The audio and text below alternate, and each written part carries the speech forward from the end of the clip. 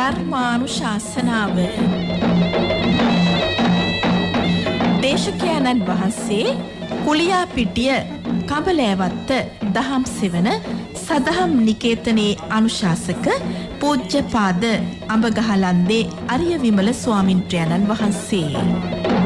සමන්ත චක්කවාලේසු අත්‍රා ගච්ඡන්තු දේවතා සද්දම්මං මුනි රාජස් සුනන්තු සග්ග මොක්ඛදං ධම්මස්සවන කාලෝ අයං බදන්තා ධම්මස්සවන කාලෝ අයං බදන්තා ධම්මස්සවන කාලෝ අයං බදන්තා තිලෝවග බුදු පියා දෙසුබන අසන්නට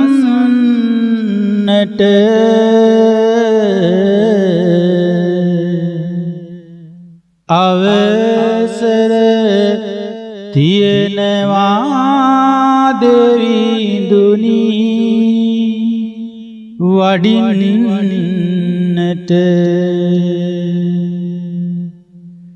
කාලය එළඹ ඇත බුදුබණ කියන්නට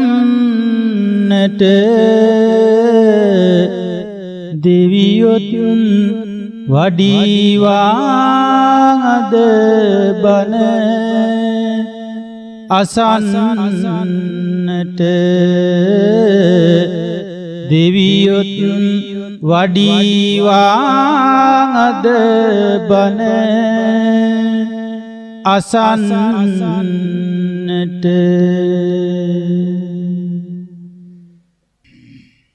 බුදු සරණ වේවා සාදහම් සරණ වේවා සංඝ සරණ වේවා මෙතුම් සරණින් ජයම වේවා සාදු සාදු සාදු.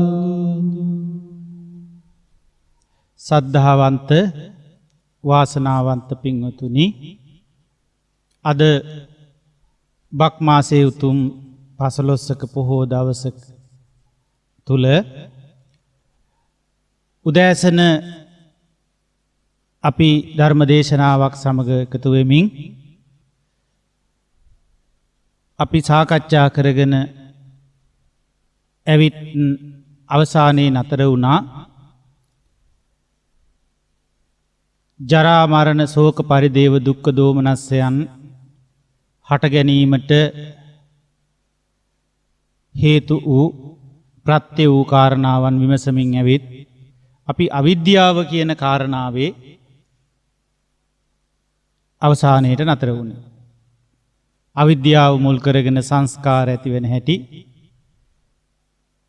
අවිද්‍යාව ආහාර වෙලා සංස්කාරයන් සකස් වෙන හැටි අවසනට කතා කළා. ඊළඟට බුදුරජාණන් වහන්සේගේ දේශනාවන් එතනින් නතර වෙලා නැහැ. අවිද්‍යා කියන සූත්‍ර දේශනාවේදී බුදුරජාණන් වහන්සේ පෙන්වා දෙනවා මේ අවිද්‍යාව ගැන. අවිද්‍යාව පිළිබඳව මේ විදිහේ උන්වහන්සේ දේශනා කරනවා. පුරිමා භික්කවේ කෝටි නපඤ්ඤායති අවිජ්ජාය. පින්වත් මහණෙනි, මේ අවිද්‍යාවේ පැනවීමක් මීට පෙර අවිද්‍යාව තිබුණේ නැහැ කියලා පනවන්න පුළුවන්කමක් නැහැ. එහෙම පැනවීමක් නැහැ. මෙන්න මෙතෙන්ට පෙර අවිද්‍යාව තිබුණ නැහැ. මෙතන ඉඳලා තමයි ඊතෝ පුබ්බේ අවිජ්ජා නහෝසි.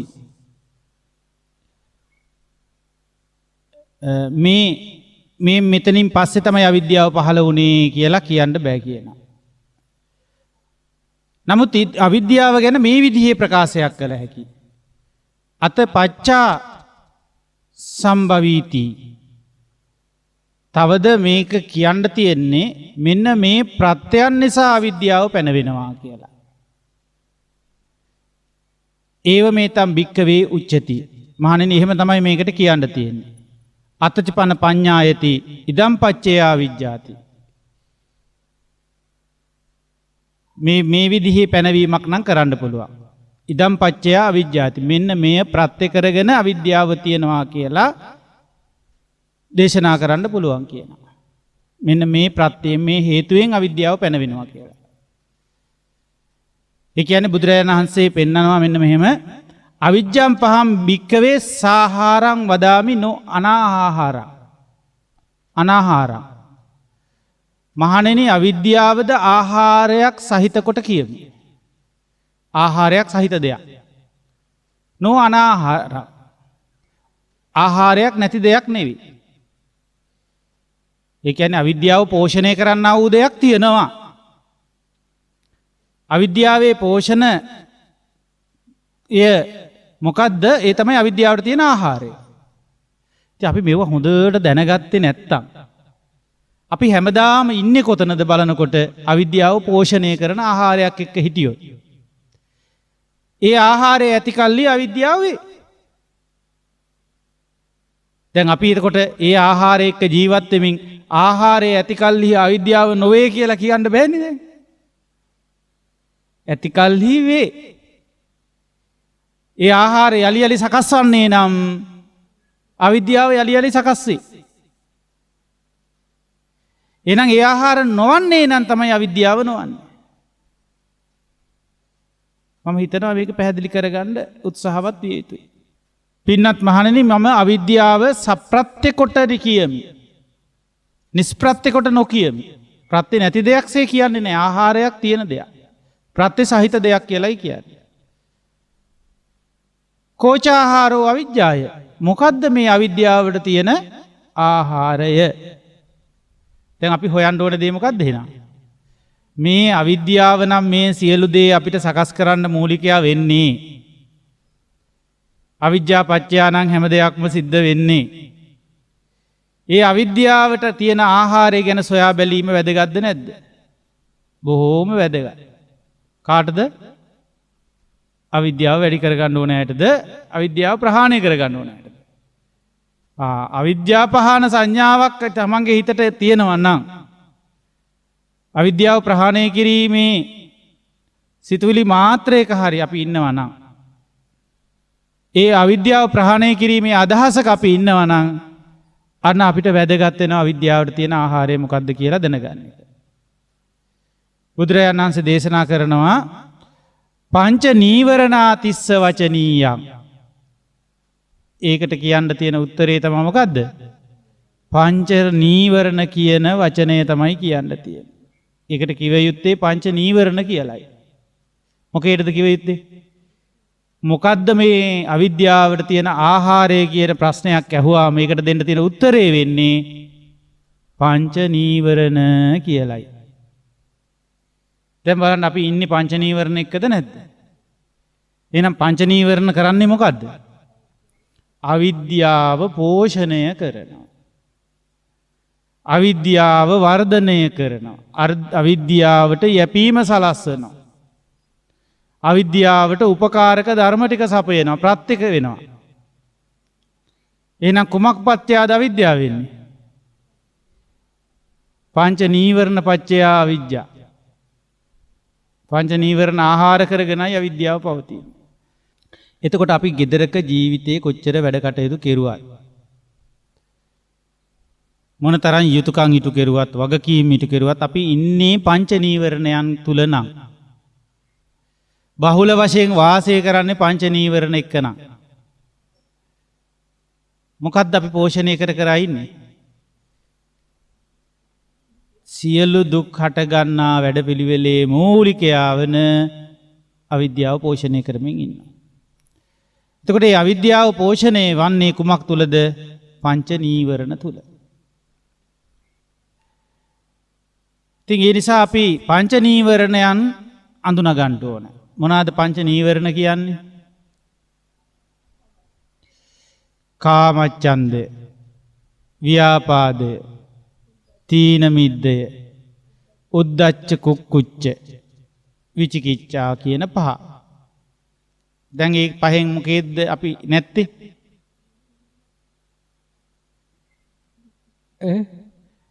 අපි ඉන්නේ මොකේද කියලා බලන්න දෙයක් නැහැ. පහේම තමයි ඉන්නේ. එතකොට කාමච්ඡන්දය එක්කමයි ජීවිතේ. ව්‍යාපාදේ නිතරම නැගිටලා. ගැටිච්ච ගමන් ඉන්නේ. එතකොට ඊගාවට ඕවා ටික පොඩ්ඩක් එහෙම වෙනකොට ඕන් තීන මිද්දේ. නේ? ඊට පස්සේ තීන මිද්දේන් පොඩ්ඩක් ඇහැරුණගම් ඕන වීසිරෙනවා. පසුතැවෙනවා. ඊට පස්සේ සැකයි මේවා කරන්න පුළුවන් වැඩද? මේ කාලේ ඕවා අවබෝධ කරන්න පුළුවන් මොන පිස්සු වැඩද මේ? කියලා ඇයි සැකයි? මේවා කරන්න පුළුවන් වෙන විශ්වාසයක් ගොඩනැගිලා නෑ, සැකේ තියෙනවා. අරක කොහොමද මේක කොහොමද කියා කතං කති සැක සංකා තියෙනවා. අරකද හරි මේකද හරි. අරගොල්ලෝ කියන විදියද හරියන්නේ මේගොල්ලෝ කියන එකද හරියන්නේ. සමහරු මෙහෙම කියනවා, සමහරු මේ විදියට කියනවා, සමහරු මේ විදියට කියනවා. එතකොට කෝකද ඔකේ හරි? ඉතින් සැකයිනේ එතකොට. හරි දේ කියන්නේ කවුද? සැක සංකා මතුවෙන්නේ නැද්ද? මතුවෙනවා. එතකොට ආන්ගේ සැක සංකා එක්කලා යන්න ගියාම නීවරණ පෝෂණය වෙනවා. එතකොට මේ නීවරණ පෝෂණය වෙනවා කියලා කියන්නේ මොකද්ද මේ පෝෂණය වෙන්නේ? අවිද්‍යාව තමයි පෝෂණය වෙන්නේ. එහෙනම් මේ විග්‍රහය හරි වැදගත්.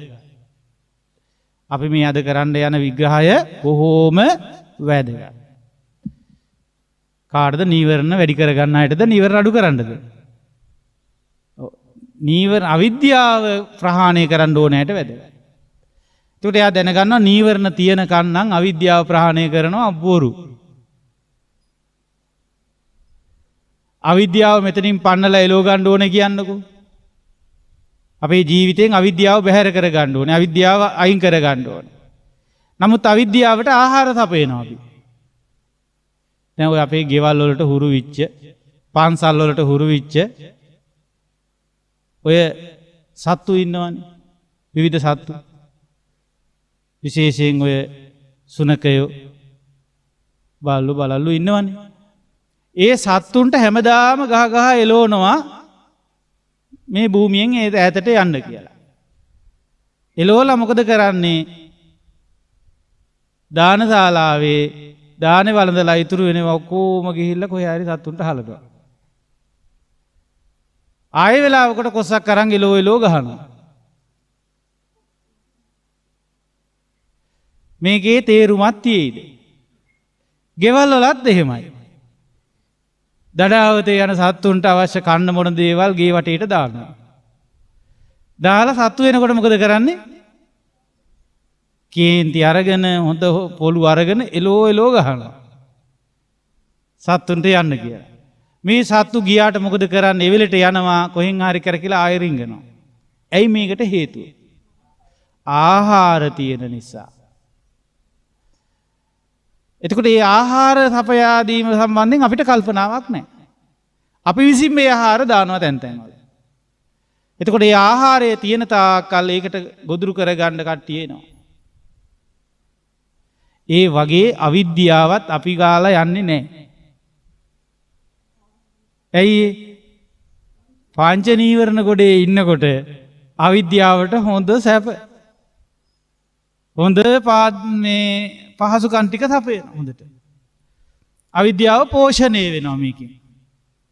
අවිද්‍යාව මෙතනින් බැහැර වෙන්නේ නැහැ. ඒ නිසා යම් කිසි කෙනෙකුට අවිද්‍යාවෙන් දුර වෙන්න ඕන නම් එයා මොකද කරන්න ඕනේ? පංච නීවරණ යටපත් කරන්න ඕනේ. පංච නීවරණ දුරු කරන්න ඕනේ. එහෙනම් පංච නීවරණා තිස්ස වචනීයං කියලා කතාව අපිට පැහැදිලි වෙන්න ඕනේ. ඊට පස්සේ බුදුරජාණන් වහන්සේ විමසීමට තව කතාවක් දේශනා කරනවා. පංච පහම් භික්කවේ නීවරණී සාහාරං වදාබි නොඅනාහාරං නොඅනාහාරේ. පංච නීවරණ කියන ඒවත් මහණෙනි මම ආහාර සහිතයි කියලයි කියන්නේ. හේතු ප්‍රත්‍ය සහිතයි. පංච නීවරණත් පෝෂණය කරන දෙයක් තියෙන. නිකම්ම වැඩෙනවා නෙවෙයි.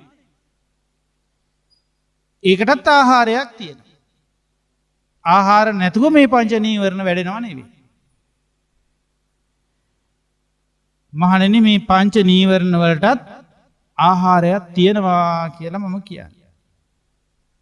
ඒක ප්‍රශ්නයක් අහනවා මොකද්ද? කෝචාහාරෝ පංචන්නං නීවරණාන.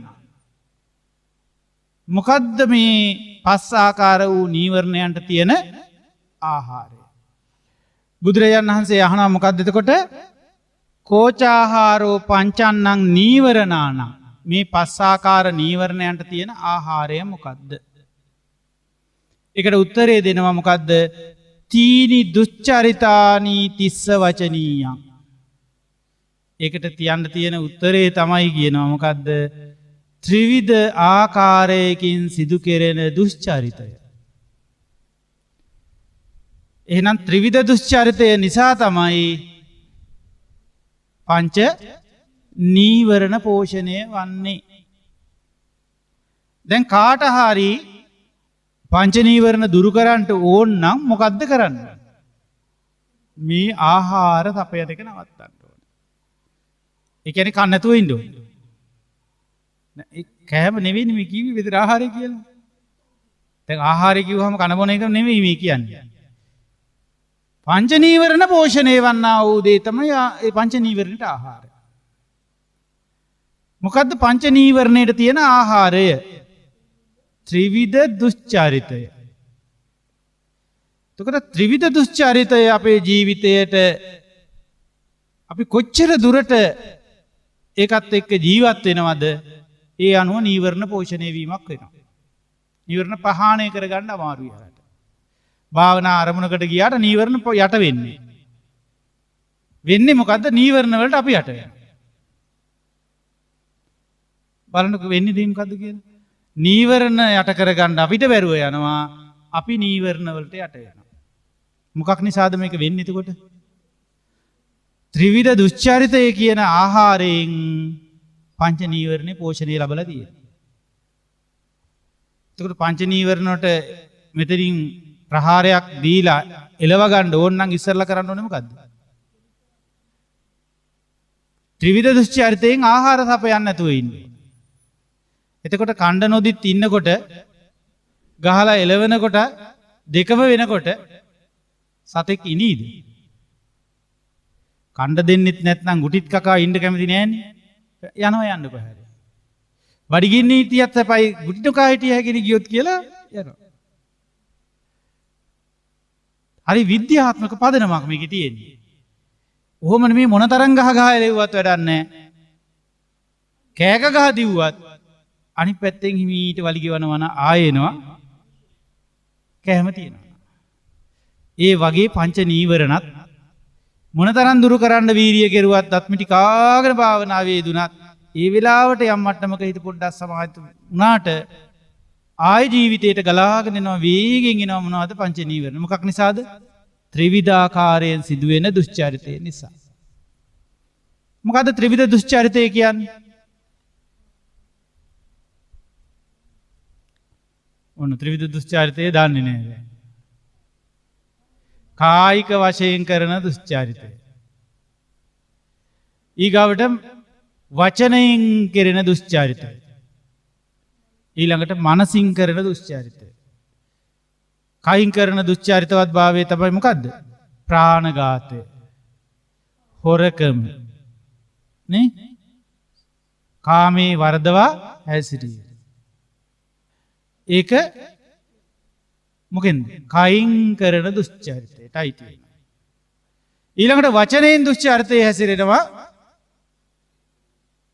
ආකාර 4කින්. මොකද්ද? බොරු කීම, කේලාම් කීම, පරුස වචන කීම, හිස් වචන කීම. මේ තුනෙන්ම මේ 4ක් නේද එතන දැන් එතකොට. ඒ 4ෙන්ම කෙරෙන්නේ මොකද්ද? වචී දුෂ්චරිතය සිද්ධ වෙනවා. ඊළඟට තියෙනවා මනසින් සිදුවෙන දුෂ්චරිතය. ඒකේ තියෙනවා මොකද්ද? බලවත්ව ඇති කර ගන්නා වූ ලෝභකම, අනුන්ගේ දේවල් වලට ඇති කර ගන්න බලවත් වූ ලෝභය තියෙනවා. ඒ වගේම අවිජ්ජාව එකට කියනවා. අනික ව්‍යාපාදේ නැත්තම් ව්‍යාපාදේ කියනවා. තරහ. තරහ යන එක මොකද්ද? මනසින් කරන දුෂ්චරිතය. මනෝ දුෂ්චරිතයට අයිති වෙනවා. අනික තමයි මිත්‍යා දෘෂ්ටික අදහස් දැරීම. මිත්‍යා දෘෂ්ටිය කියලා කියන්නේ අකුසල් ජාලයක්. නීවරණ බොහෝම ඉක්මනට බලවත් වෙනවා මිත්‍යා දෘෂ්ටිය නිසා. එතකොට මිත්‍යා දෘෂ්ටියට පුළුවන්කම තියෙනවා අපේ පංච නීවරණ ප්‍රහාණය වෙන්න නුදී තියාගන්න. පැහැදිලිද කියන්නේ? එතකොට ඒ නිසා පංච නීවරණ යටපත් වීම යටපත් වුණා වගේ දැනුණාට සමහර වෙලාවට අපි නීවරණ වල ඉන්නවා මිත්‍යා දෘෂ්ටිය නිසා. ඉතින් ඒවා පිළිබඳව අපි වඩාත් පරීක්ෂණයක් කරමින් භාවනාවන්ගේ යෙදෙන්න ඕනේ. පංච නීවරණ පෝෂණය වෙනව නැත්තම්. එතකොට මේ පංච නීවරණ යටපත් කරගන්න අපිට අවශ්‍ය වෙනවා එහෙනම් මේ ත්‍රිවිධාකාරයේ සිදු කරන දුෂ්චරිතය වළක්වා ගන්න. පංච නීවරණ වලට හේතුව වෙන්නේ ත්‍රිවිධ දුෂ්චරිතය. ඉතින් ත්‍රිවිධ දුෂ්චරිතය ගැන අපි දැන් ආකාර 3කින් කතා කරා. මොනවාද? කාය දුෂ්චරිතය, වාචී දුෂ්චරිතය, මනෝ දුෂ්චරිතය. ඊළඟට බුදුරජාණන් වහන්සේ දේශනා කරනවා මේ ත්‍රිවිධ දුෂ්චරිතයත් නිකන් ඇති වෙන එකක් නෙවෙයි. ඒකටත් ආහාරයක් තියෙනවා. මොකද්ද ත්‍රිවිධ දුෂ්චරිතයට තියෙන ආහාරය කියලා හොයන්න කියනවා. මහණෙනි, තීනි පහම් භික්කවේ දුෂ්චරිතානි සාහාරං වදාමි සාහාරානි වදාමි නෝ අනාහාරානි. ආහාර නැතුව එකක් නෙවෙයි මේක. ත්‍රිවිධ දුෂ්චරිතයත් ආහාර සහිතයි. කෝචාහාරෝ තින්නානං දුෂ්චරිතාන. මේ ත්‍රිවිධාකාර වූ දුෂ්චරිතයන්ට තියෙන ආහාරය මොකද්ද? බලන්න හිතලා කල්පනා කරලා බලන්න එනවද උත්තරයක් කියලා. ත්‍රිවිධ දුෂ්චරිතයට තියෙන ආහාරය මොකද්ද?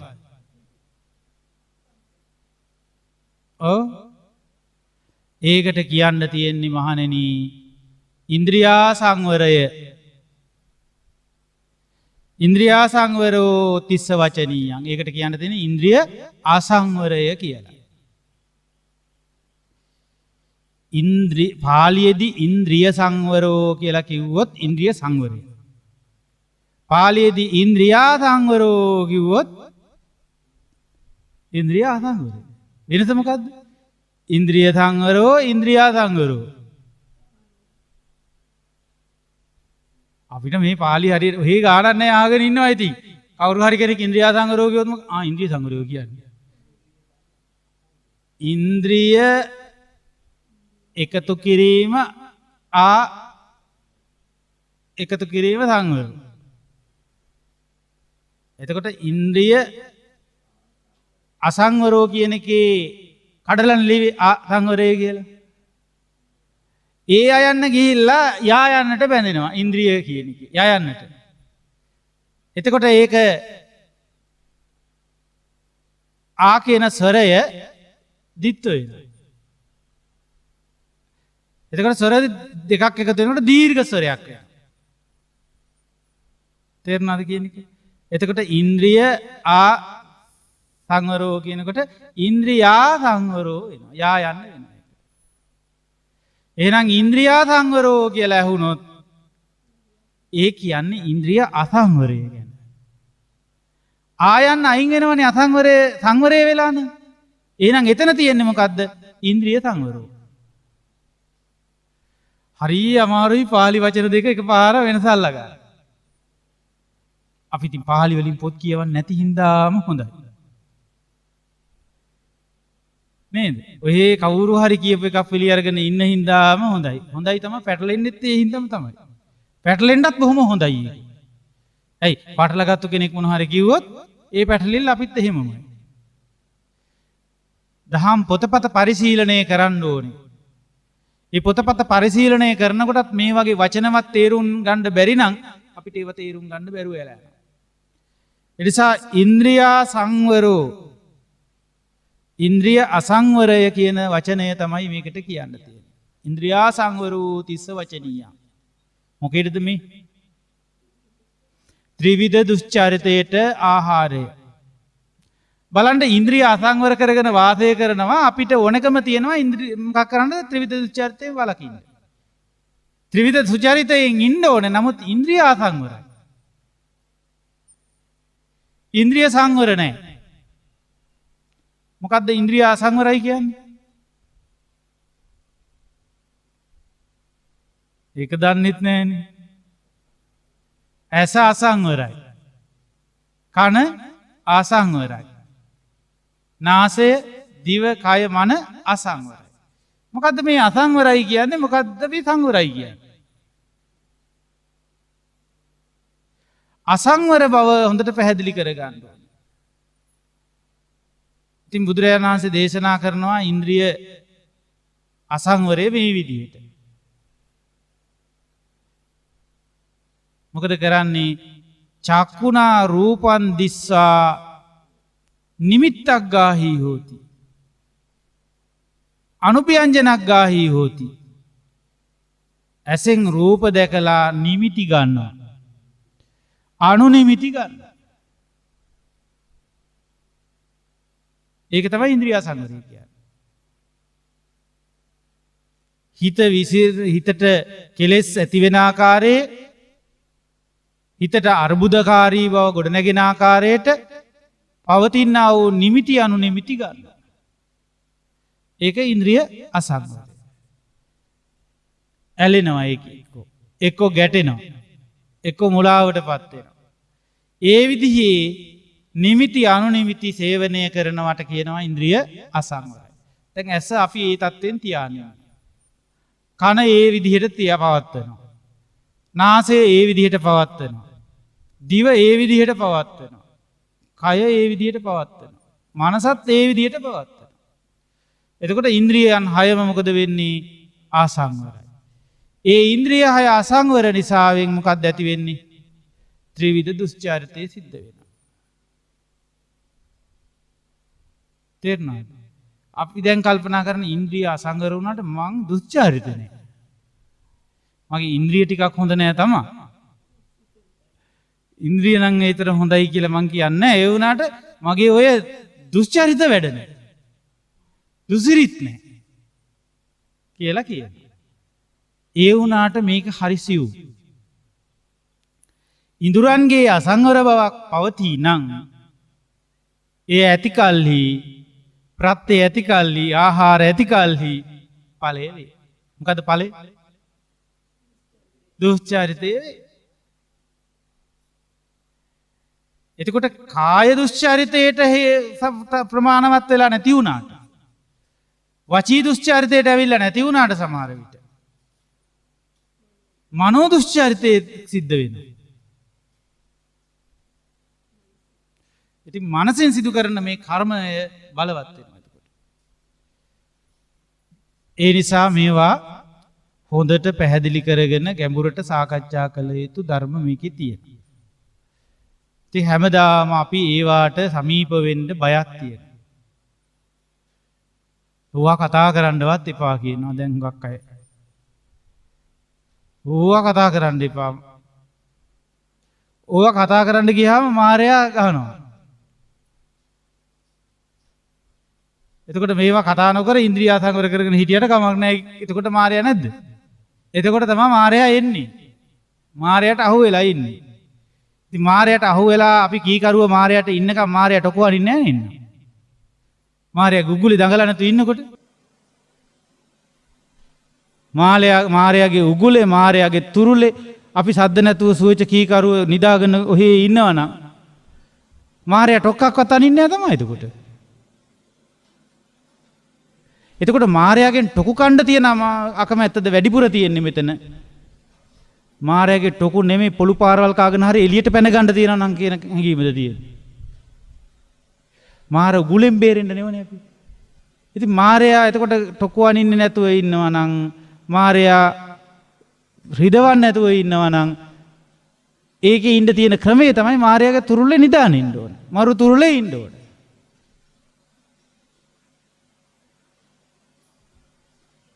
එතකොට ඉතින් අර ඒ කාලේ ඔය තියෙන්නේ මරුවා සමග වාසය කියලා. එතකොට මාරයා සමග ඉන්නකොට වෙන දේ තමයි මාරයාගේ ගෝලයෙක් වෙලා ඉන්න වෙනවා. එතකොට ගෝලයෝ දාලා මාරයා අනිත් අයවත් අල්ල ගන්නවා.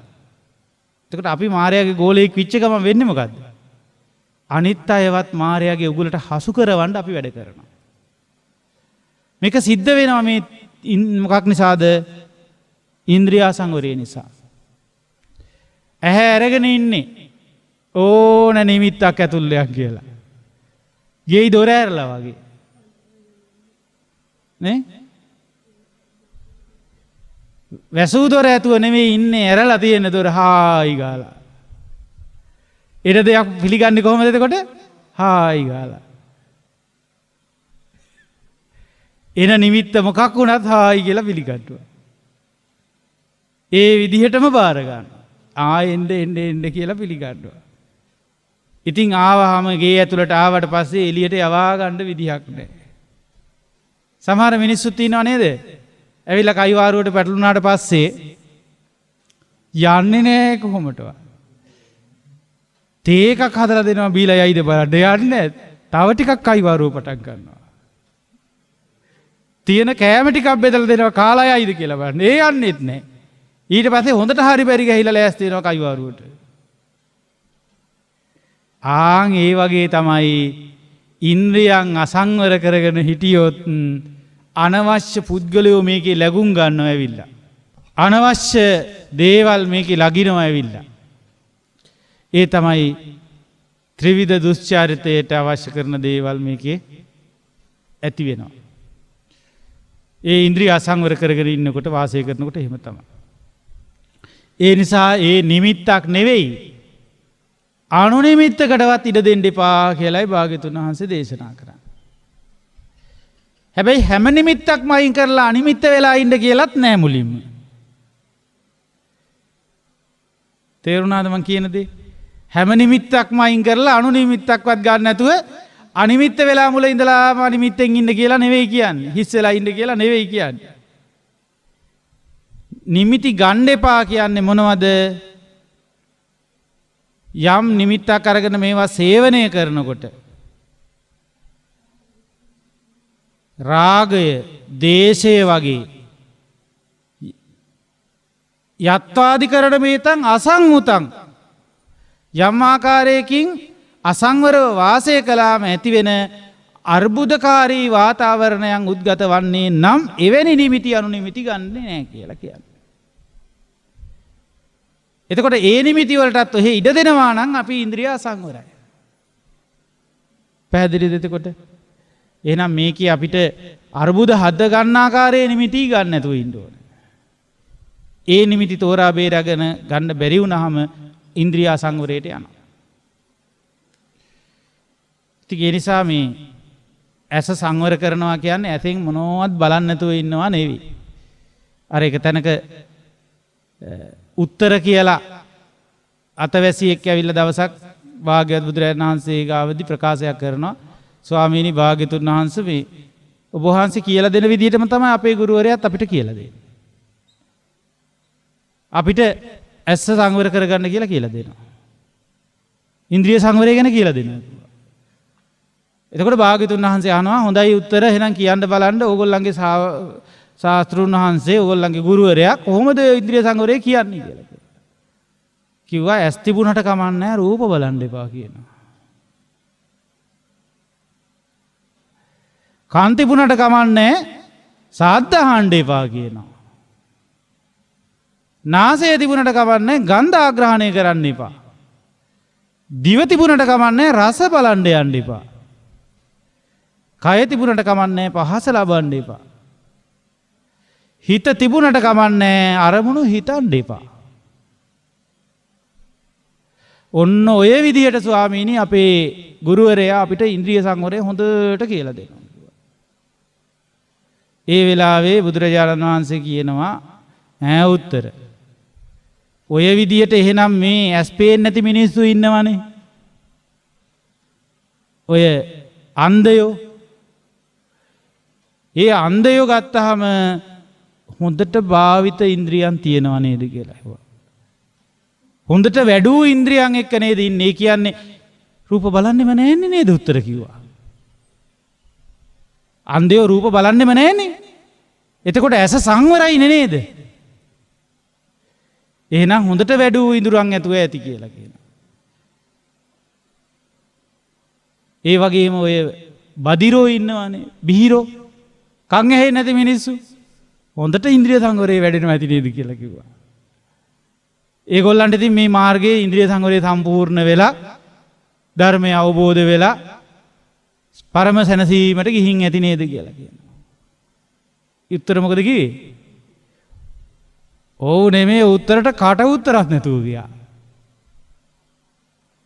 ඇයි උත්තරට එතකොට තමයි තේරුනේ ඈ එහෙම හරියන්නේ නෑ නේද කියලා. ඔය ඉන්න එක අන්ධයෙක්වත් එක බිහිරෙක්වත් ඉතින් ධර්මය අවබෝධ කරලා නැහැනේ. මේ අපේ ගුරුවරයා මොනවද මේ කියලා දීලා තියෙන්නේ? උත්තරට කට උත්තර නැති වෙලා නිරුත්තර වෙලා මහපොට ඇඟිල්ලෙන් පොළොව හාරන්න ගත්තා. ඒ වෙලාවේ ආනන්ද ස්වාමීන් වහන්සේ පත් කඩයක් අරගෙන ඇවිල්ලා බුදුහාගතුන් වහන්සේ ළඟ එළලා වන්දනා කරලා ආනම ස්වාමීනි ඒ ශාසනය තුල ඉන්ද්‍රිය සංවරේනේ. ස්වාමීනි මේ බුදුදහම තුල මේ ආර්ය ධර්මයේ තුල ආර්ය විනය තුල ඉන්ද්‍රිය සංවරය දේශනා කරන තේක්වා මේ ඉන්ද්‍රිය සංවරය දේශනා කරන්න කාලයයි කියලා ආරාධනාවක් කරනවා. අන්න එතනදී බුදුරජාණන් වහන්සේ දේශනා කරනවා ආනන්ද චක්කුණා රූපං දිස්වා ආනන්ද ඇහෙන් රූප දකිනවා. ඇහෙන් රූප දැකලා ඇහෙන් රූප බලන්නේ කියලා එකක් නෑ මේකේ. ඇහෙන් රූප බලනවා බලලා හැබැයි නිමිති ගන්නෙත් නෑ අනුනිමිති ගන්නෙත් නෑ. කොහොම නිමිතිද ගන්නෙ නැත්තේ කොහොම අනුනිමිතිද ගන්නෙ නැත්තේ? ඒ තමයි රාගය ද්වේෂය ආදී යත්තාදිකරණ මේතං චක්කු ඉන්ද්‍රියං අසංගතං විහෙරතු. යම් ආකාරයකින් ඇස අසංවර වෙනකොට අර්බුද හැදෙන ආකාරයේ රාග දේශාදී උපදින ධර්ම උපදින ආකාරයට පවතින නිමිතිවත් අමු නිමිතිවත් ගන්නෙ නැහැ. අන්න ඒක ඉන්ද්‍රිය සංවරය. අපිට ඉන්ද්‍රිය සංවරය පස්සේ කතා කරමු තව. මෙතන කතා කරන්නේ ඉන්ද්‍රිය ආසංවරය. එහෙම තෝරා බේර ගැනීමක් නැහැ. ඕනේ නිමිත්තකට මන් ලෑස්ති එනකම් බලන් හිටියේ වගේ. තේරුණාද කියන එක? ඕනේ අනුනිමිත්තක් එනකම් බලන් හිටියා වගේ. ඒ කියන්නේ අර අපි කියන්නේ හායි ගාලා දොර ඇරලා තියෙන්නේ කියලා. දොර ටිකක් වහලා තියන්න කියලා කියන්නේ. වැසූ දොර ඇතුව ඉන්න කියනවා. ඉන්ද්‍රියේසු ගොත්තද්වාරෝ හෝති. දැන් මේක එහෙම නැහැ. ඉන්ද්‍රියේසු අගුත්තද්වාරෝ හෝති.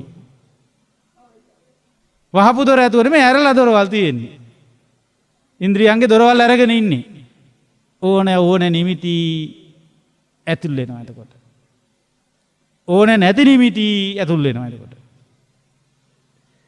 එතකොට ඕනෑපාකම් අනුව ගිය නිමිති ටිකට අපේ හිතේ තියෙන ඕනෑපාකම් පාලනය කරන්න පුළුවන් වෙනවා.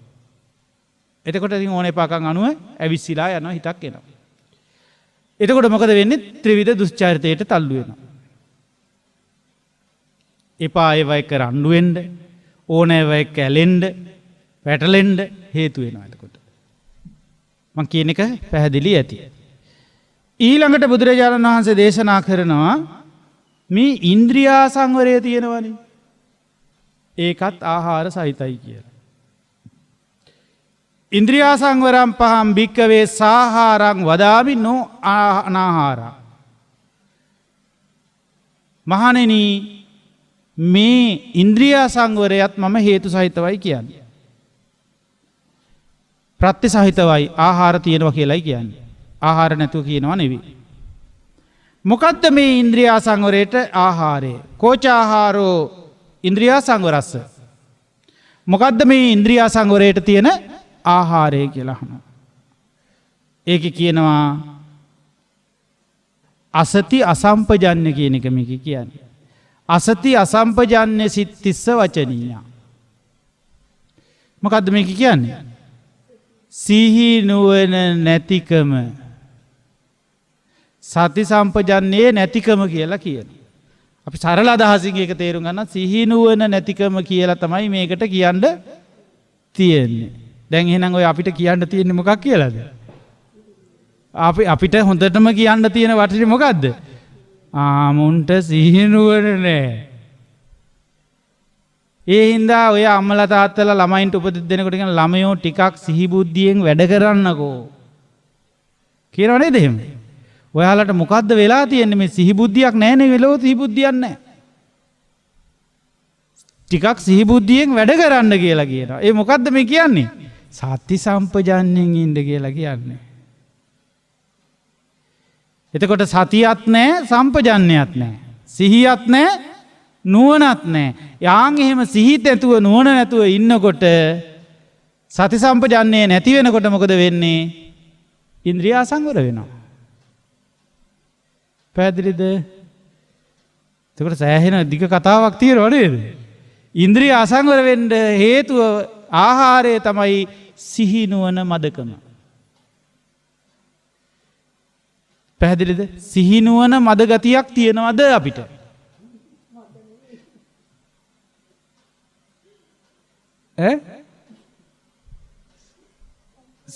සිහි නුවණ මදි ගතියක් නැද්ද?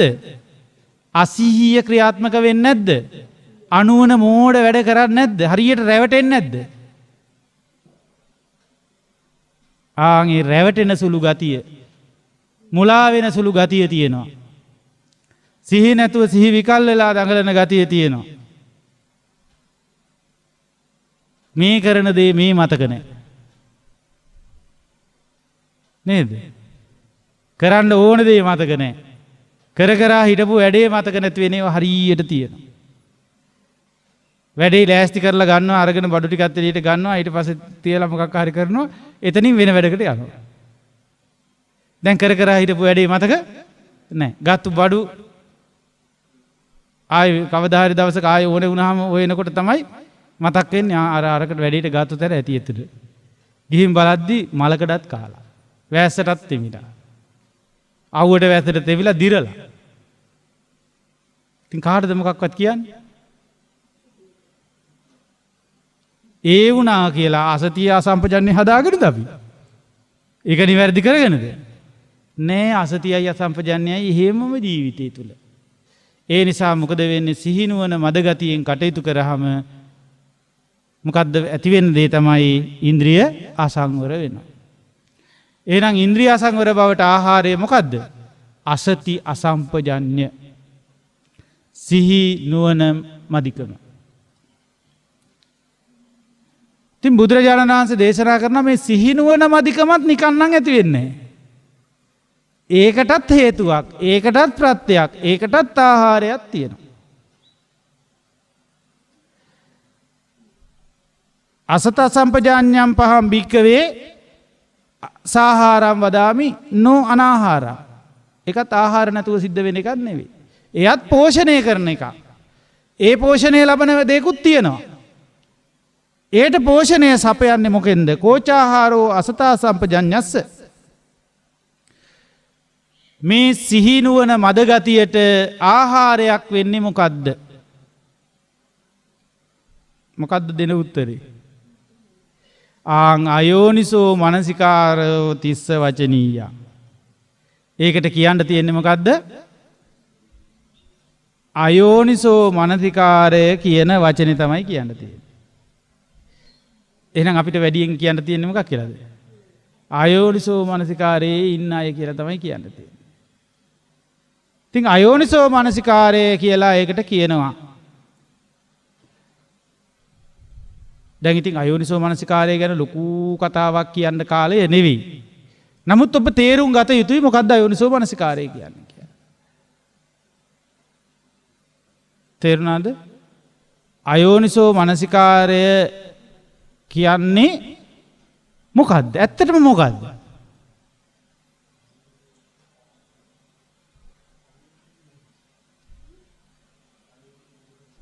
එක එක ඒවා ඉතින් කියන්න පුළුවන් අහලා තියෙන පාඩම් තියෙන දේවල් කී හැකිද? අයෝනිසෝ මනසිකාරය කියලා කියන්නේ යම් දෙයක් යම් පෙරලියක් සිද්ධ වුණාම දැන් ඒකට මොකද කරන්න ඕනේ කියලා බලන එක. යමක් සිද්ධියක් සිදු වුණාම ඒ සිද්ධියත් එක්ක වෙච්ච දෙයට දැන් මොකද අපි කරන්න ඕනේ කියලා කල්පනා කරන එකට තමයි කියන්නේ අයෝනිසෝ මනසිකාරය. දැන් මොකක් හරි අකරතැබ්බියකට මොන දුන්නා කියන්නකෝ. දැන් ඉතින් මොනව කරද?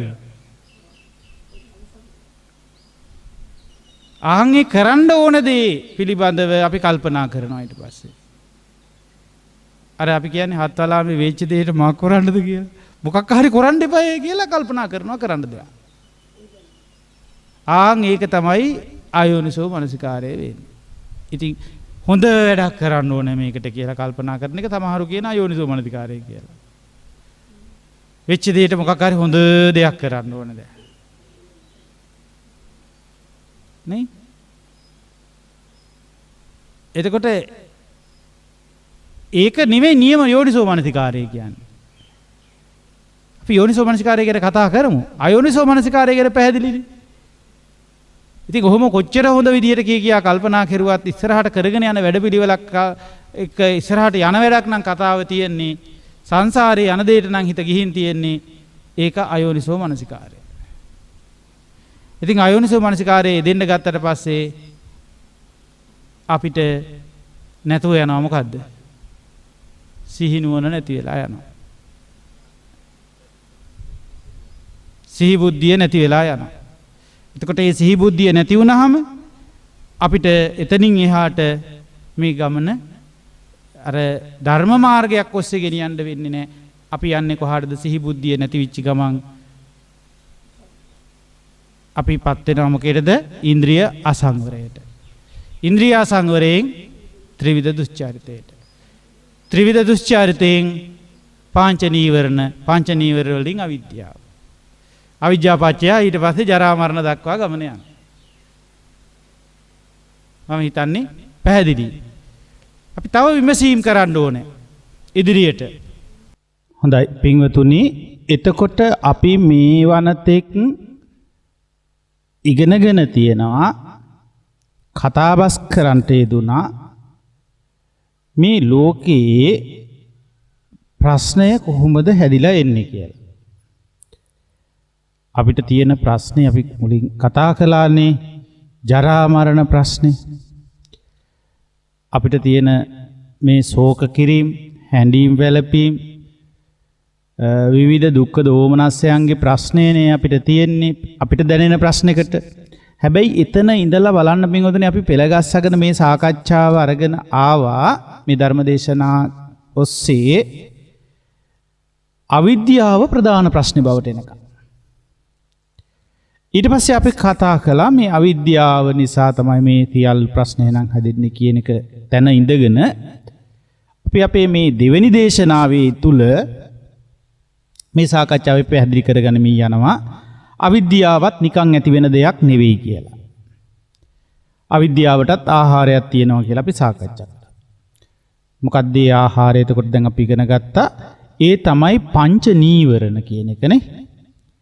පංච නීවරණ තියෙන නිසා තමයි පංච නීවරණ නිසා තමයි මේ අපේ අවිද්‍යාව අපි තුලින් බැහැර කරගන්න බැරිව ඒ පංච නීවරණ එක්ක ජීවත් වෙන තාකල් අපේ අවිද්‍යාවම පෝෂණය වෙවි අවිද්‍යාවම වැඩි අපි ඉදිරියට යන්නේ අවිද්‍යාව සහගත වැඩපිළිවෙලක් තුලයි. මොකද්ද පින්වතුනි අවිද්‍යාව සහගත වැඩපිළිවෙලක් කියන්නේ?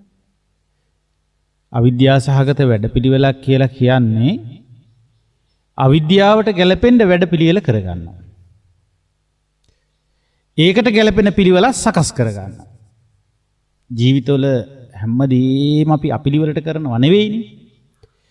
අපේ තියෙන අවිද්‍යාවට ගැලපෙන ආකාරයට ගලප ගන්න පුළුවන් විදියකට පිළිවෙල සකස් කරගන්නවා. කොහෙ ගියත් අපි ඒක කරනවා. දැන් හිතන්න පාසලක අධ්‍යාපනය ලබන සිසු දරුවෙක් ගුරුවරුන්ට තියෙන අවබෝධය තේරුම ඒ දරුවන්ට නැහැ. ගුරුවරුන්ගේ අවබෝධය ඔවුන්ට නැති නිසා ඔවුන්ට තියෙන අනවබෝධයට ගැලපෙන්න ඒ ඉගෙන ගන්න වැඩපිළිවෙල අස්සේ ඒ අවබෝධය ලබන වැඩපිළිවෙල වෙනුවට විනෝදාස්සේ ලබන වැඩපිළිවෙල ඔවුන් පන්ති කාමර තුල හදාගන්නවා. ඇත්තටම ගුරුවරු වෙනවා අවබෝධය ලබා දෙන්න. විෂය සම්බන්ධව ගන්නකො එතන අපිට තේරෙන තැනකින් මේක කතා කරගන්න එපාය.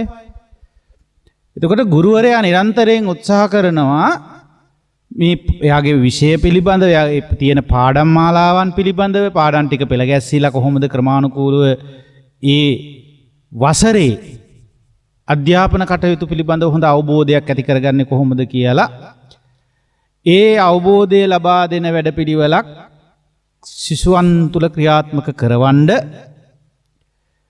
ගුරුවරයා මහන්සි ගන්නවා.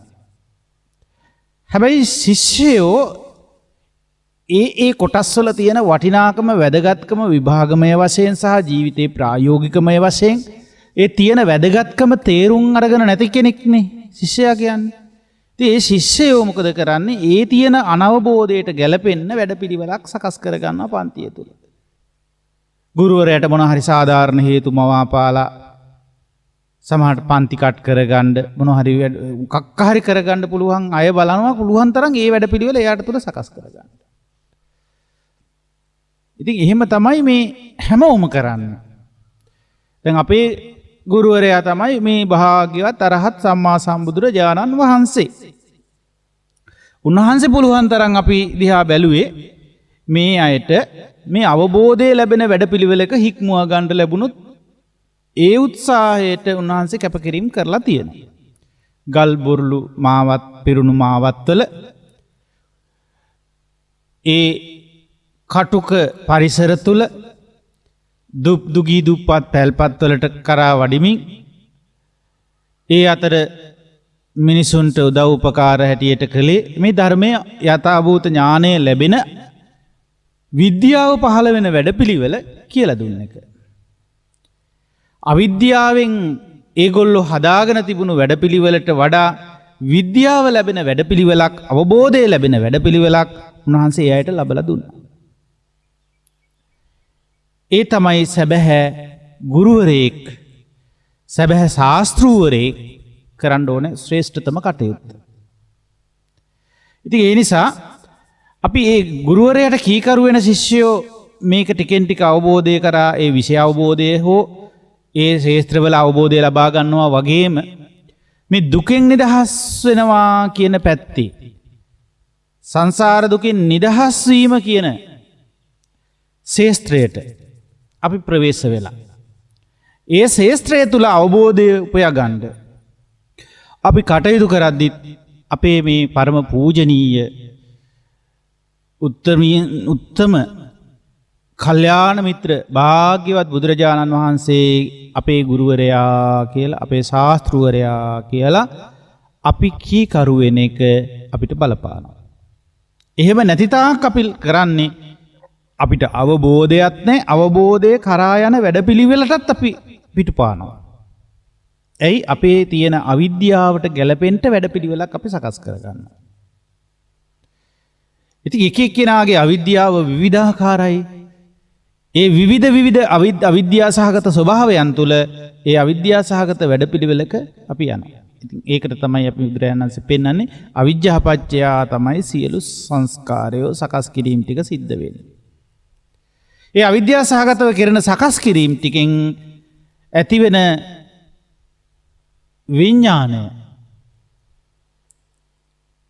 ඒ ඇතිවෙන දැනීම, අවිද්‍යා සහගත විදියට සකස් වෙච්ච දැනීම තමයි මේ අපේ ජීවිත හසුරවන්නේ මේ තැනට යන්නේ. එතකොට ඒ ජීවිත විද්‍යා සහගත දැනීමක් බවට පත් කර ගන්න ඕන. එක එක්කෙනාගේ දැනීම හරි වෙනස්නේ. දැනීමට සාමාන්‍යයෙන් පාලි භාෂාවේ විඥානය කියනවා. ඒ වගේම සිංහල භාෂාවෙත් ජනවහරේ විවිධ තැන්වල විඥානය කියන වචනේ ජනයා තුල පවතිනා වූ විඥානය ජන විඥානය. දේශපාලනය කරන පිරිස අතර තියෙන දේශපාලන විඥානය. ආර්ථික විශ්ලේෂකයෝ සම්බන්ධයෙන් තියෙන ආර්ථික විශ්ලේෂණය සම්බන්ධ තියෙන ආර්ථික විඥානය. එහෙමත් කතා කරනවා. ඒ කියන්නේ ඒ හා සම්බන්ධව තිබෙන දැනීම. යාට දැනෙන විදිහ ඒක. ෆීල් වෙන විදිහ. එයා ඒක දැන හැඳින ගන්න විදිහ අනුව තමයි එයාට ඉදිරියට වැඩ කටයුතු ටික සිද්ධ වෙන්නේ. ඒක හරි සියුම් ධර්මයක්. අපි ඒ සියුම් ධර්මයකට හිත තියාගන්නයි මේ උත්සාහය දෙන්නේ.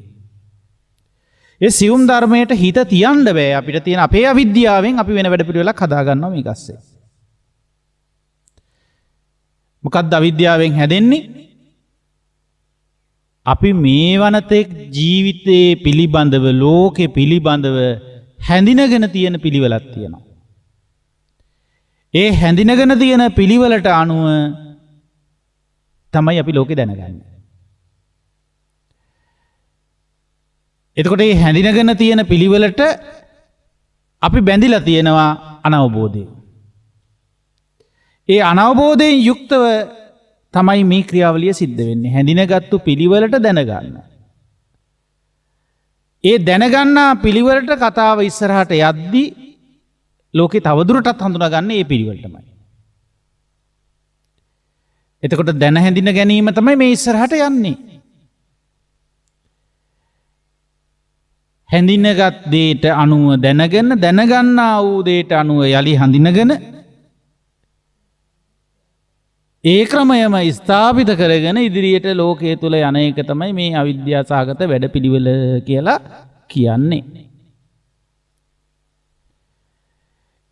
එතකොට අවිද්‍යාව දුරු කරන වැඩපිළිවෙලකටත් අපිට මේක තමයි අනිත් පැත්තට කරකවා ගන්න වෙන්නේ.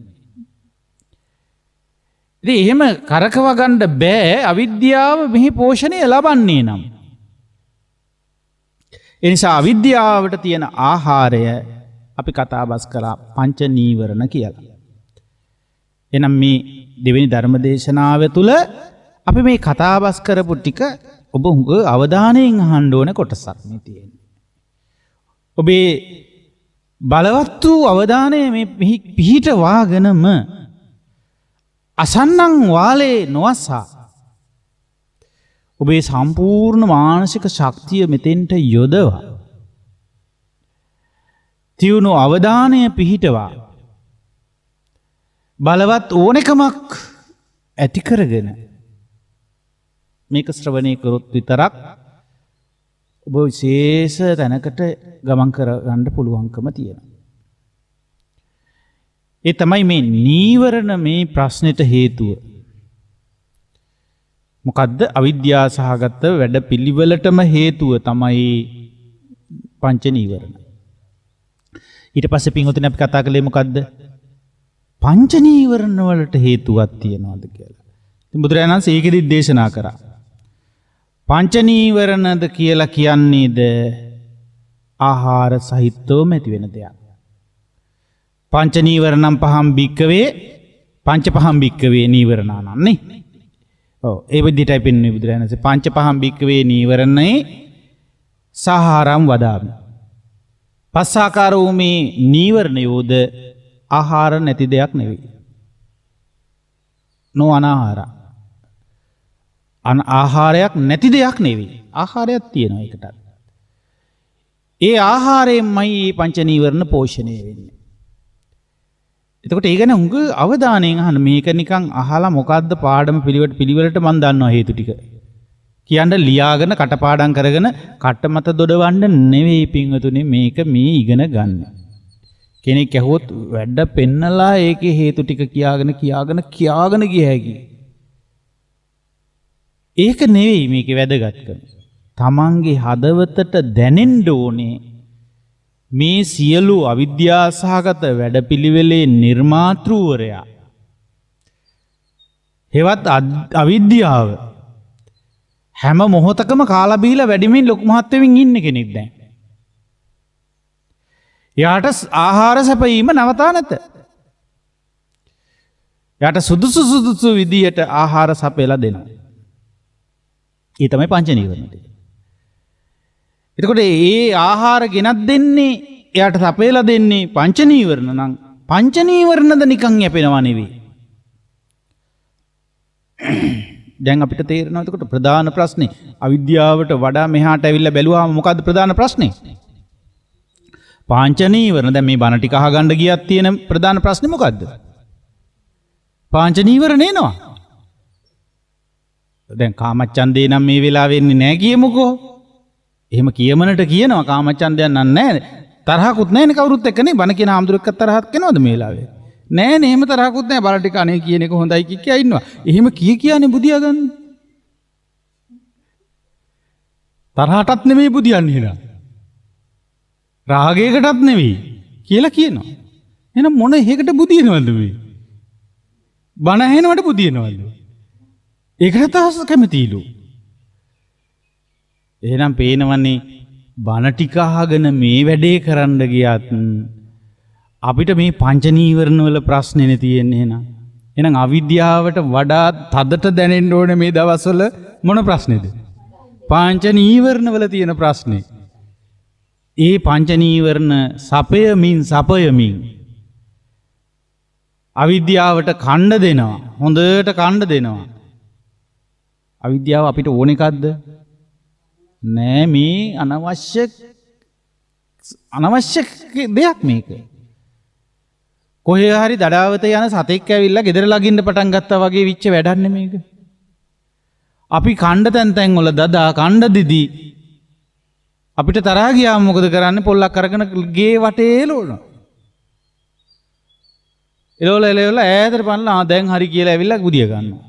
හැබැයි ගේ වටේ කණ්ඩ දාලානේ. කෑම දාලා. එහාට ඉඳුල් විසි කරලා මෙහාට ඉඳුල් විසි කරලා ඒ වගේ ආහාර කුයිලට අර සතා කැරකිලා රවුමක් ගහලා අනිත් පැත්තෙන් ආයෙ එනවා.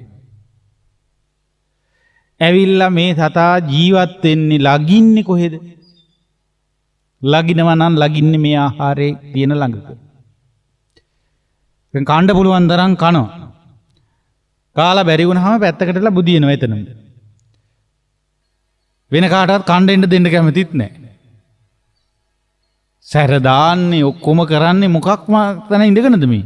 ආහාරය වටා ඉඳගෙන. එහෙනම් අපේ ජීවිතයේ මෙහෙම වෙලා තියෙන්නේ ආහාරයකින් පෝෂණය ලැබෙන නිසා. පංච නීවරණ ජීවිතය කියන්නේ පංච නීවරණ වලට මම මෙතනදී.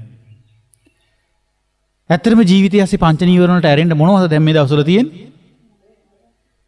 කන ආසාව, අඳින ආසාව, ලස්සනට පේන්න ඉන්න ඕන කරන ආසාව. මේක කාමච්ඡන්ද නෙවෙයිද?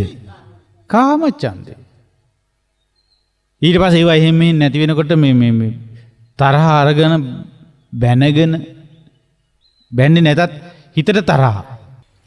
එතකොට හිත ඇතුලේ තරහ අරගත්තේ නැතත් හිත ඇතුලේ ගැටුමක් තියෙනවනේ.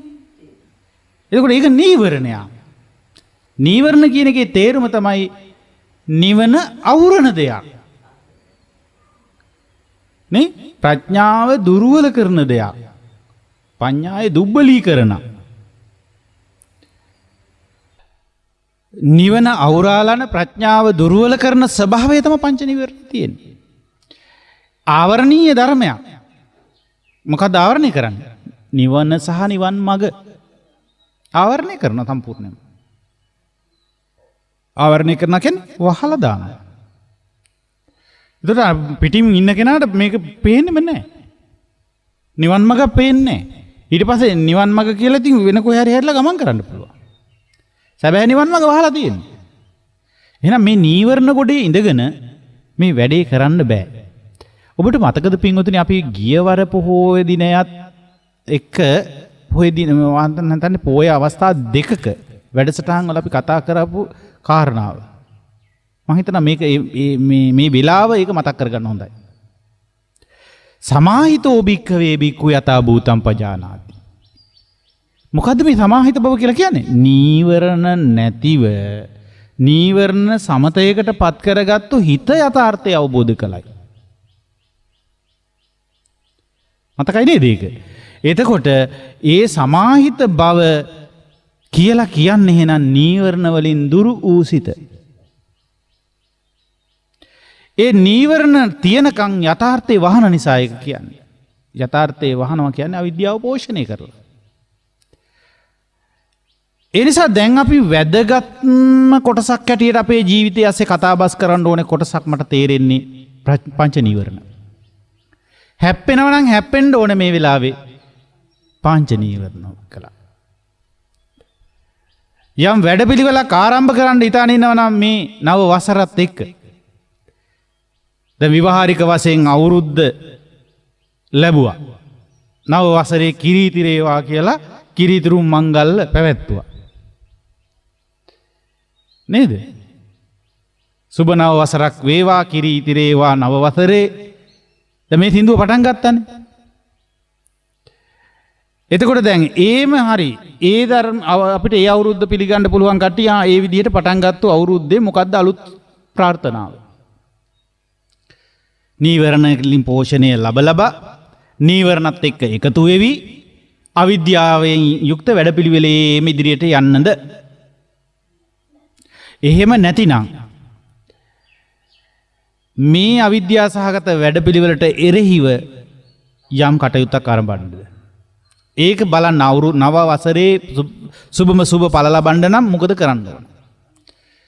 නව වසරේ කිරි ඉතිරෙන්න ඕන නම් මේ සුබ ඵල ලබන්න ඕන නම්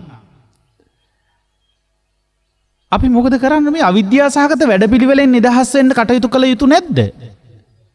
එහෙම නැතුව අපි දන්නවා ඊටාම පැහැදිලිව දැන් මේ වන විට ආපස්සට හැරිලා බලන්න පුළුවන් අතීතයකට ගිහින් බැලුවොත් අපිට ඉතින් ඉපදිච්ච හැටි බලන්නත් අතීතයක් නැහනේ.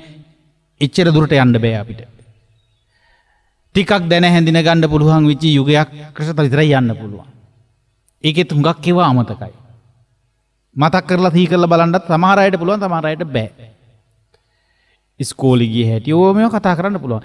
ඒ කාලේ ඉඳලා මේ අවිද්‍යාව සහගත වැඩපිළිවෙල තුල අපේ ජීවිතේ දිහා ආපස්සට හැරිලා බැලුවොත් ඇත්තටම තියෙන සුබ ඵල වලට වඩා අසුබ ඵල. ඉතින් මගේ ජීවිතේට සුබ කාලයක් ඉදිරියේදීවත් උදා වෙයිද කියලා තමයි මේ අපි බලන්නේ නැකත් කේන්දර බලලා හරි. බලන්නකෝ වේද මහත්තයෝ මේ මට සුබ කාලයක් එනවද ඉස්සරහට කියලා. හරි ආස නැද්ද එහෙම හිතන්න? ඈ හරි ආස නැද්ද එහෙම දැනගන්න මට සුබ කාලයක් තියෙනවද බලන්න ඉස්සරහට? අසුබයිද ඉස්සරහට? අපලයිද ඉස්සරහට? මේ වැඩේ ප්‍රතිඵලයක් නෙලා ගන්න බැරි වෙයිද මට? බලන්න සුබ වෙලාවක් හොයලා දෙන්න මට, සුබ කාලයක් හොයලා දෙන්න, සුබ හෝරාවක්, සුබ නැකතක් මේ කේන්දරින් හොයාගන්න හදනව නේද අපි? එතකොට එහෙම කරගෙන අපි මේ උත්සාහ කරන්නේ මොකේද? සුබ වෙන්න, සුබවන්න. එතකොට ඒ නිසා මම යෝජනා කරනවා මේ කේන්දරේ වෙනස් කරගන්න හොඳ විදිහක්. නව වසරේ කිරි ඉතුරුවා ගන්න හොඳ විදිහක්. සුබ ඵල ලබන්න හොඳ විදිහක්. ඒ තමයි මේ අවිද්‍යාවෙන් පෝෂණය වෙන වැඩපිළිවෙලට පොඩි ඉඩකඩ සපයන මේ ආහාරය වෙනුවට අපිට අවිද්‍යාව දුර්වල කරන විදිහට මේ පෝෂණය ලබන ආහාරය අඩු කරගන්න පුළුවන් නම්, පංච නීවරණ අඩු කරගන්න පුළුවන් නම්, ඒ අඩු කරගන්න හිතට දැනෙන්නේ සමාහිත බව. එහෙනම් නව වසරේ සුබ පැතුමක් තියෙනවා නම් කාටවත් නෙමෙයි තමන් පිළිබඳ සුබ පැතුමක්. තමන්ගේ හිතේ හොඳ පැතුමක් කියන එකට තමයි සුබ පැතුම කියන්නේ. තමන් පිළිබඳව සුබ ප්‍රාර්ථනාවක් තියෙනවා නම් නේ අපි හරි කැමතිනේ සුබ ප්‍රාර්ථනා අනුන් කරනවටද කැමති තමන් ප්‍රාර්ථනාවක් කරගන්නද කැමති. තමන් අසුබ වැඩපිළිවෙලේ ඉඳගෙන අනිත් අය සුබ පතනවට හරි කැමති. විශ් කරනවට කැමති නැද්ද අවුරුද්දේ? Happy New Year කිව්වහම same to you. ඔබටත් same වේවා කියනවා. එහෙම නොකියුව අයට උන්ට ඔවා කියන්න ඕනේ නේ. එතකොට මේ එහෙම මේ කියන්න යන්නේ අපි. අපිට කිව්වොත් කියනවා. එහෙම නෙමෙයි අපි තමන් පිළිබඳවත් බාහිර ලෝකයේ පිළිබඳ සුබ පැතුමක ඉන්න. සුබ පතන එක වැරදි නෑ. හැබැයිම සුබේ පතන්න. අසුබ සංසිද්ධි ගොඩාකට මූල පාදන මග පාදන අවිද්‍යාව එක්ක යන ගමන පතන්න එපා. විද්‍යාව පහළ වෙන්න කියලා ප්‍රාර්ථනා කරන්න. ප්‍රඥාව පහළ වේවා. නැනනුවන පහළ වේවා. ඥානය උදා වේවා. ඒ ප්‍රාර්ථනාව අපි කෙරෙහි බාහිර කෙරෙහිත් පතුරවන්න. ජීවිතයට ආලෝකයක් වේවා. මේ දවස්වල එන ඒ ඥාති පිරිසට පුංචි දූ දරුවන්ට දූපුතුන්ට ඔළුව අතගාලා ප්‍රාර්ථනා කරන්න. පුතේ ඔයාලට ප්‍රඥාව පහළ වේවා. ආලෝකය පහළ වේවා. විද්‍යාව පහළ වේවා. අවබෝධය ඇති වේවා. නුවණැස පෑදේවා. මේ වගේ ප්‍රාර්ථනාවලට යන්න මේ දවස්වල. ඉස්සරලා හැබැයි ඔළුව අතගාද්දි කියන්න ඕනේ පුතේ මට ප්‍රඥාව පහළ වේවා. ඇයි මං අවිද්‍යාවේ ඉඳගෙන ප්‍රඥාවක් නැතුව ඉඳගෙන අනිතයට කියනවට කලින් හිත ඇතුලේ කියා ගන්න ඕනේ මට ප්‍රඥාව පහළ වේවා. මට නැනනුවන පහළ වේවා. ඒ වගේම ඔබටත් කියලා තමයි කියන්න ඕනේ. එතකොට නැනනුවන පහළ වෙන්න කියන ප්‍රාර්ථනාවෙන් අපි මේ කටයුතු කරන්න ඕනේ. එතකොට නව වසර කියන එක ඔය නැකත් කේන්දර වලින් ආපු නව වසර ගත්තත් මට ප්‍රශ්නයක් නැහැ. හැබැයි බුදුරජාණන් වහන්සේගේ නව වසර නව බුද්ධ වර්ෂයට පාතබමින් ඉන්නේ අපි. තව දින කීපයකින් අපි ඒ බුද්ධ වර්ෂයට පාතබනවා. එතකොට ඒ පාතබන දවස උදා වෙනවා මේ මාසේ අවසන් වෙන මොහොත. මේ මාසේ අවසන් වෙනවා. කවද්ද අවසන් වෙන්නේ මේ මාසේ? කිරිතෙරණ බක් මාසෙ ඉවර වෙන්නේ 30 වෙනිදාගෙන් කියලානේ ඔබ කියන්නේ. ඒ අප්‍රේල් මාසෙ ඉවර වෙන්නේ. කිරිතෙරෙන්නේ අප්‍රේල් මාසෙ නෙවෙයිනේ. බක් මාසෙ. නේද? සිංහල අපිට තියෙන මාස ක්‍රමය තමයි බක් මාසෙ.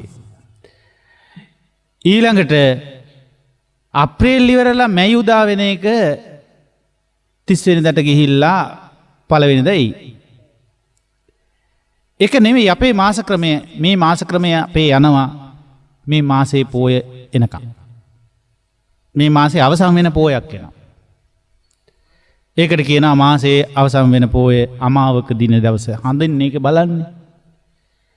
මේ හඳ දැන් අද පුල් මූන්. පුල් මූන් කියන්නේ පූර්ණ චන්ද්‍රයා හැවත් පුන් සඳ. අද 15 වෙනි දවස මාසේ. තේරුණාද? මෙච්චර දවසක් හඳ පිරිපිරි ආවා. ගිය මාසේ පොයේ දවසේ ඉඳලා. හඳ පිරිපිරි ආපු නිසා මේ මාසේ තිබිච්ච පුරපක්ෂය අදින් ඉවරයි. දැන් හෙට මොකද්ද? හෙට 16 වෙනිදා නෙවෙයි. අද 15 වුණාට. සිංහල මාස ක්‍රමයේ 16 ඉඳලා ඉස්සරහට නැහැ. 30 දක්වා දවස් කියලා එකක් නැහැ. හෙට ආයේ පළවෙනිදා. හෙට පළවෙනිදා කියන්නේ මේ මාසේ තමයි. නමුත් අව පක්ෂයේ පළවෙනිදා. එහෙනම් හෙට කවද්ද? අව පෑලවිය. පැහැදිලිද කියන එක? හඳ බැහැගෙන යන්න පටන් ගන්නවා හෙට ඉඳලා. ආලෝකේනොත් අඩු වෙනවා. ප්‍රමාණයනොත් අඩු වෙනවා. ඒම අඩු වෙලා 8 වෙනි දවසකට යනකොට 8වක දවසක් ආයේ එනවා. ඒ 8වකට කියන්නේ අව 8වක. එහෙම ගිහිල්ලා 15 වෙනි දවස දක්වා තුදුස්සකට ගිහිල්ලා 15 වෙනිදාට හඳ නැහැ. සම්පූර්ණයෙන්ම හඳ නැති නිසා එදාට 15 කියන වචනෙට වඩා ඒ මාසේ අවසන් වෙච්ච මාසේ පොය කියලා කියනවා. දැන් මේවා දන්නේ නැහනේ කට්ටිය. නේද? මේ පොය 4 ගැන අවබෝධයක් තියෙනවා කියලා හිතන්නේ නෑ. පොය ලබන හැටි දන්නෙත් නෑ. පොය ගෙවෙන හැටි දන්නෙත් නෑ. අපිට ඔය පොයෙන් වැඩකුත් නෑ කියන තැනට ගිය කට්ටිය වැඩි. මම මේ කතා කරන්නේ පොයෙන් වැඩක් ගන්න අයටනේ. පොයේ දවසේනේ මේ කතාව යන්නේ. එතකොට අද දවස වටිනාකම, අද දවස කොහොම වැදගත්කමක් තියෙන දවසක්ද? එතකොට මෙතෙන් සිට තව දවස් 15කින් මේ මාසය අවසන් වෙනවා. ඊට පස්සේ ලබනවා වෙසක් මාසේ.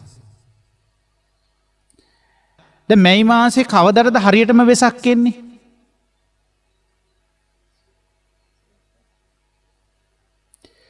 මේ මාසේ හරියටම වෙසක් එන්නේ කවදටද? පළවෙනිදටද මේ මාසේ? ඒක මේ පළවෙනිදා කියලා ඩේට් එකක් තියෙනවා. ඒක ඒ අයගේ එතකොට වැඩපිළිවෙලක දාගත්තු ඩේට් එකක්. ඒක මේ මාසෙන් දාගත්තු එකක් නේ. මේක හොඳට තේරුම් ගන්න. මම කිව්වා මේ අවධානය හොඳට යොමු කරන්න. මේ අපි මෙලෝ අවබෝධයක් නැතුව මේ ගමනේ යනවට වඩා මේක ඊටාම හොඳ අවබෝධාත්මක තැනකට ගෙනිය ගන්නයි අවශ්‍ය කරන්නේ. ඉතින් අපිට මේ දේශනාවේ සම්පූර්ණ පැහැදිලි කර ගැනීම අපිට කරගන්න පුළුවන් උපරිම කරගමු. නමුත් මේ කොටසුත් දැනගන්න ඕනේ. එතකොට මේ මාසේ දිනයක් වුණා නම් ඇත්තටම මේ පෝය වෙසක් පෝය කියන එක මේ මාසේ මෙන්න මේ දවසට තමයි වෙසක් පෝය තියෙන්නේ කියලා ස්ථිර දිනයක් තියෙන්න ඕනේ. වෙසක් මාසේ 15 වෙනි තමයි වෙසක් පෝය. ඒක වෙසක් මාස ක්‍රමයෙන් කිසිම වෙනසක් වෙන්නේ නැහැ. හැමදාම වෙසක් මාසේ 15 වෙනිදාට තමයි වෙසක් පෝය එන්නේ. ඔබ කවදාවත් හිතුවේ නෑ නේද? දැන් නත්තල හැමදාම දෙසැම්බර් 25. අවුරුදු හැමදාම මේ අවුරුදු එන්නේ කවද්ද? අප්‍රේල් මාසේ 13යි 14යි. එහෙම කැලෙන්ඩරේ ස්ථීර දින බවට පත්විච්ච දේවල් බලන්න මේ වෙසක් පෝයට ස්ථීර දවසක් නෑනේ. වෙසක් පෝයට ස්ථීර දවසක් එන්නේ නෑනේ. පළවෙනිදට එනවා සමහර දවස්වලට. සමහර දවස්වලට පළවෙනි සතියේ 7-8 වගේ වෙන්න පුළුවන් වෙනවා. සමහර ඒවා 15-16 වගේ එන වෙලාවස් එනවා. සමහර කාලද මේ තරේ ඉන්නේ කවදද? 28 වෙනිදාට ගිහිල්ලා. ඉතින් ස්ථීර දවසක් නැති හරියට බෞද්ධයෝ වගේ කියලා කියයි. බෞද්ධයින්ටත් ඕන් ඔය වගේ ස්ථීර බවක් නැහැ. දැන් අනිත් ආගම් වලට ස්ථීර දවසක් තියෙනව නේද? එයාලගේ අවුරුදු වලට. එතකොට ඒවා තියෙන්නේ මේ ඔය හදිච්ච ලන්සි මාස ක්‍රමයත් එක්ක. අපේ අවුරුද්ද බුද්ධ වර්ෂයේ හැදුනේ ඒ ලන්සි මාස ක්‍රමය එක්ක නෙවෙයි. වෙසක් කියලා කියන්නේ තව මැයි මාසෙට කියන නමක් නෙවෙයි. ඒක වෙනම මාස ක්‍රමයක්. වෙනම දවසක එක පටන් ගන්නේ. ඒක මැයි මාසේ පළවෙනිදා පටන් ගන්න මාසයක් නෙවෙයි ඒක. ඒක මැයි පළවෙනිදා පටන් ගන්නවා වෙන්නත් පුළුවන්. වෙන දවසක පටන් ගන්නවා වෙන්නත් පුළුවන්. හැබැයි වෙසක් පෝය එන්නේ 15 වෙනිදාටමයි. කවදද? වෙසක් මාසේ 15 වෙනිදාට. බක් මාසේ අවසන් වෙනකොට මාසේ අවසන් වෙන පෝයක් එනවා. ඒ තමයි මාසේ පෝය.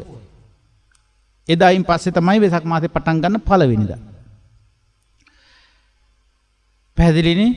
එතකොට අන්න ඒ විදිහේ වැඩපිළිවෙලක් තුල ඉස්සරහට යන්නේ මේ මාස ක්‍රමය. ඉතින් අපි ඒ සම්බන්ධව පුංචි දැනුවත් කිරීමක් මම මේ කළේ. එතකොට එහෙම පෝය කියන එක වැදගත් කියන තැනක ඉඳගෙන අපි මේ කතා කරද්දී ඒ වැදගත් විදියට ඒ අපිට බෞද්ධ කියන අයට හොඳ අවුරුද්දක් වෙසක් මාසෙන් එනවා. නව සුබ වර්ෂයක් උදා වෙනවා. ඒ වර්ෂයේදී යන කට්ටියට එහෙම නැත්නම් මේ වසර මේ අනුන්ගේ අවුරුද්දක එල්ලිලා ඉන්න ඕනේ ඔබට හරි. ඒ කාටත් මම කියන්නේ මට ওই දෙකේ වෙනස්කම් කරන්න බෑ බල කරන්න බෑ. නේද? එහෙම බල කෙරුවා කියලා එහෙම හැදෙන්නේ නෑනේ අපි දැන්. අපිට බුදුහාමුදුරන්ට වඩා මේ වැඩපිළිවෙල ලොකු නම් ඉතින් ඒක වෙනස් කරන්නේ නෑ අපි. ටිකෙන් ටික හරි තේරුමක් ඇති කරගන්න අය බෞද්ධ ක්‍රමයට ප්‍රවේශ වෙලා නව බුද්ධ වර්ෂය තුල අවුරුද්ද සමරා ගනීවි. මට ඒක කොහොම සැමරුවත් මං ඒවත් එක්ක හැප්පෙන්න උත්සාහ කරනවා නෙවෙයි. හැබැයි මෙහිමයි. ඒ කෝකාරි සුබ කරගන්න. සැබෑම සුබ තැනකට ගෙනිය ගන්න. ඒ දෙකේදීම අපි අරන් යන්නේ අවිද්‍යාසහගත වැඩපිළිවෙල තුල නිකන් ලස්සන වැඩපිළිවෙලක් හදාගෙන ඒකේ සුන්දරත්වයක් අරගෙන යනවා නම් අපි අවිද්‍යාසහගත වැඩපිළිවෙලම නම් පෝෂණය කරන්නේ. නීවරණ ගොඩත් එක්කම නම් ජීවත් වෙන්නේ. මට නම් තේරෙන්නේ නැහැ එච්චර සුබ බවක් වැඩ ගමන. සතර අපාය උරුම කරගෙන තමයි ඒක තියෙන්නේ. එනිසා නව වසරේ සුබ පැතුමන් ගෙනෙන්න මං කැමතියි ඔබට. ඒ සුබ පැතුම නිසාමයි මේ වැඩපිළිවෙල මේ දේශනාව ඔබ වෙත ගෙනෙන්නේ. ඒ නිසා පින්වතුනි අපි ඒ සුබඵල ලැබෙන වැඩපිළිවෙල තමයි අවිද්‍යා ප්‍රහාණ වැඩපිළිවෙල. මොකද්ද? අවිද්‍යාව ප්‍රහාණය කරගන්න නම් අපේ ජීවිතය ඇතුලේ රිංගගෙන තියෙන මේ අවිද්‍යාව පන්නා දාන්න ඕනේ අපි. එලව ගන්න ඕනේ මෙතන මේ අවිද්‍යාව. අපිට අවශ්‍ය දෙයක් නෙවෙයි මේ. කාලයක් තිස්සේ ලැබුම් අරගෙන දැන් අයිතිය ප්‍රකාශ කරගෙන ඉන්නේ ඔක්කොම. පැහැදිලිද කියන එක? අවිද්‍යාවෙන් හැදිච්ච අවිද්‍යාවෙන් පැටව ගහපු ඔක්කොම ටික මේකේ läගගෙන දැන්. තේරුණාද කියන එක? ඒ අවිද්‍යාවෙන් පැටව ගහලා හදිච්ච පැටියල්ලමයි තණ්හාව. ඒකට අවිද්‍යාවෙන් හැදිච්ච ප්‍රධාන අපිට මතුවෙන ආකාරය තමයි මම. ඒකෙන් හැදිච්ච මතුවෙන තණ්හාවේ මතුවෙන ආකාරය තමයි මගේ. මට ඕනේ. එතකොට මේ ක්‍රියාත්මක වෙන්නේ මම සහ මගේ කියලා ක්‍රියාත්මක වෙන්නේ මට ඕනේ කියලා ක්‍රියාත්මක වෙන්නේ අවිද්‍යාසහගත වැඩපිළිවෙල. ඒ නිසා ඒක ඉස්සරහට අරන් යනවට වඩා අපි මේ විද්‍යාව පහල කරගන්න මේවා මෙතනින් එලව ගන්න මේවට ආහාරය ලැබෙන මෙන්න මේ පංච නීවරණ වලට මොකක් හරි කරගන්න ඕනේ. එතකොට මේ අවිද්‍යාව ප්‍රහාණය වෙන්න නම් මොකද්ද ප්‍රහාණය වෙන්න ඕනේ දැන්? පංච නීවරණයි. පංච නීවරණ වලට තියෙන ආහාරය සොයන්න ඕනේ කාලේ නම්. මොකද්ද පංච නීවරණ වල තියෙන ආහාරය? පංච නීවරණත් ආහාර සහිතවයි පෝෂණය වෙන්නේ කියලා කියවනේ භාග්‍යතුන් වහන්සේ. ඒ තමයි ත්‍රිවිධ දුස්චරිතය. එහෙනම් මේ ත්‍රිවිධ දුස්චරිතය බලවත්ද නැද්ද? ඇයි මේ සම්පූර්ණ අවිද්‍යාසහගත වැඩපිළිවෙල පෝෂණය කරන්න රුකුල් දෙන පිටුවහල් වෙන ප්‍රධාන දේ හැටියට එන පංච නීවරණ ටික පෝෂණය කරන්නේ ත්‍රිවිධ දුස්චරිතය. එහෙනම් අපි නම් එහෙම නැහැ අපි හරි හොඳයි කියලා මේ පෙනී සිටින සියලු දෙනා තුල ත්‍රිවිධ දුස්චරිතය තමයි පිරලා තියෙන්නේ. ඒතර මේ ත්‍රිවිධ දුස්චරිතය පැහැදිලිව තේරුම් අරගෙන ත්‍රිවිධ දුස්චරිතයට අපේ තියෙන නැමියාව අඩු කර ගන්න ඕන. ත්‍රිවිධ දුස්චරිතයේ පැත්තට නැමිලා තියෙන්නේ අපි. බුදුහාමුදුරුවෝ පැත්තට නැමිලා දින්නේ. බුද්ධං සරණං ගච්ඡාමිද කාය දුස්චරිතං සරණං ගච්ඡාමිද වෙලා තියෙන්නේ. නේ? බුදුහාමුදුරුවන්ගේ සරණ පැත්තට නැමෙනවට වඩා කාය දුස්චරිතයේ පැත්තට හිත නැමිලා. ධම්මං සරණං ගච්ඡාමි කියනවට වඩා වචී දුස්චරිතයේ ඉස්සරහට ඇවිල්ලා.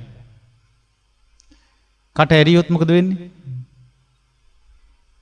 සුචරිතවත් දෙයක් නෙවෙයි එළියට එන්නේ.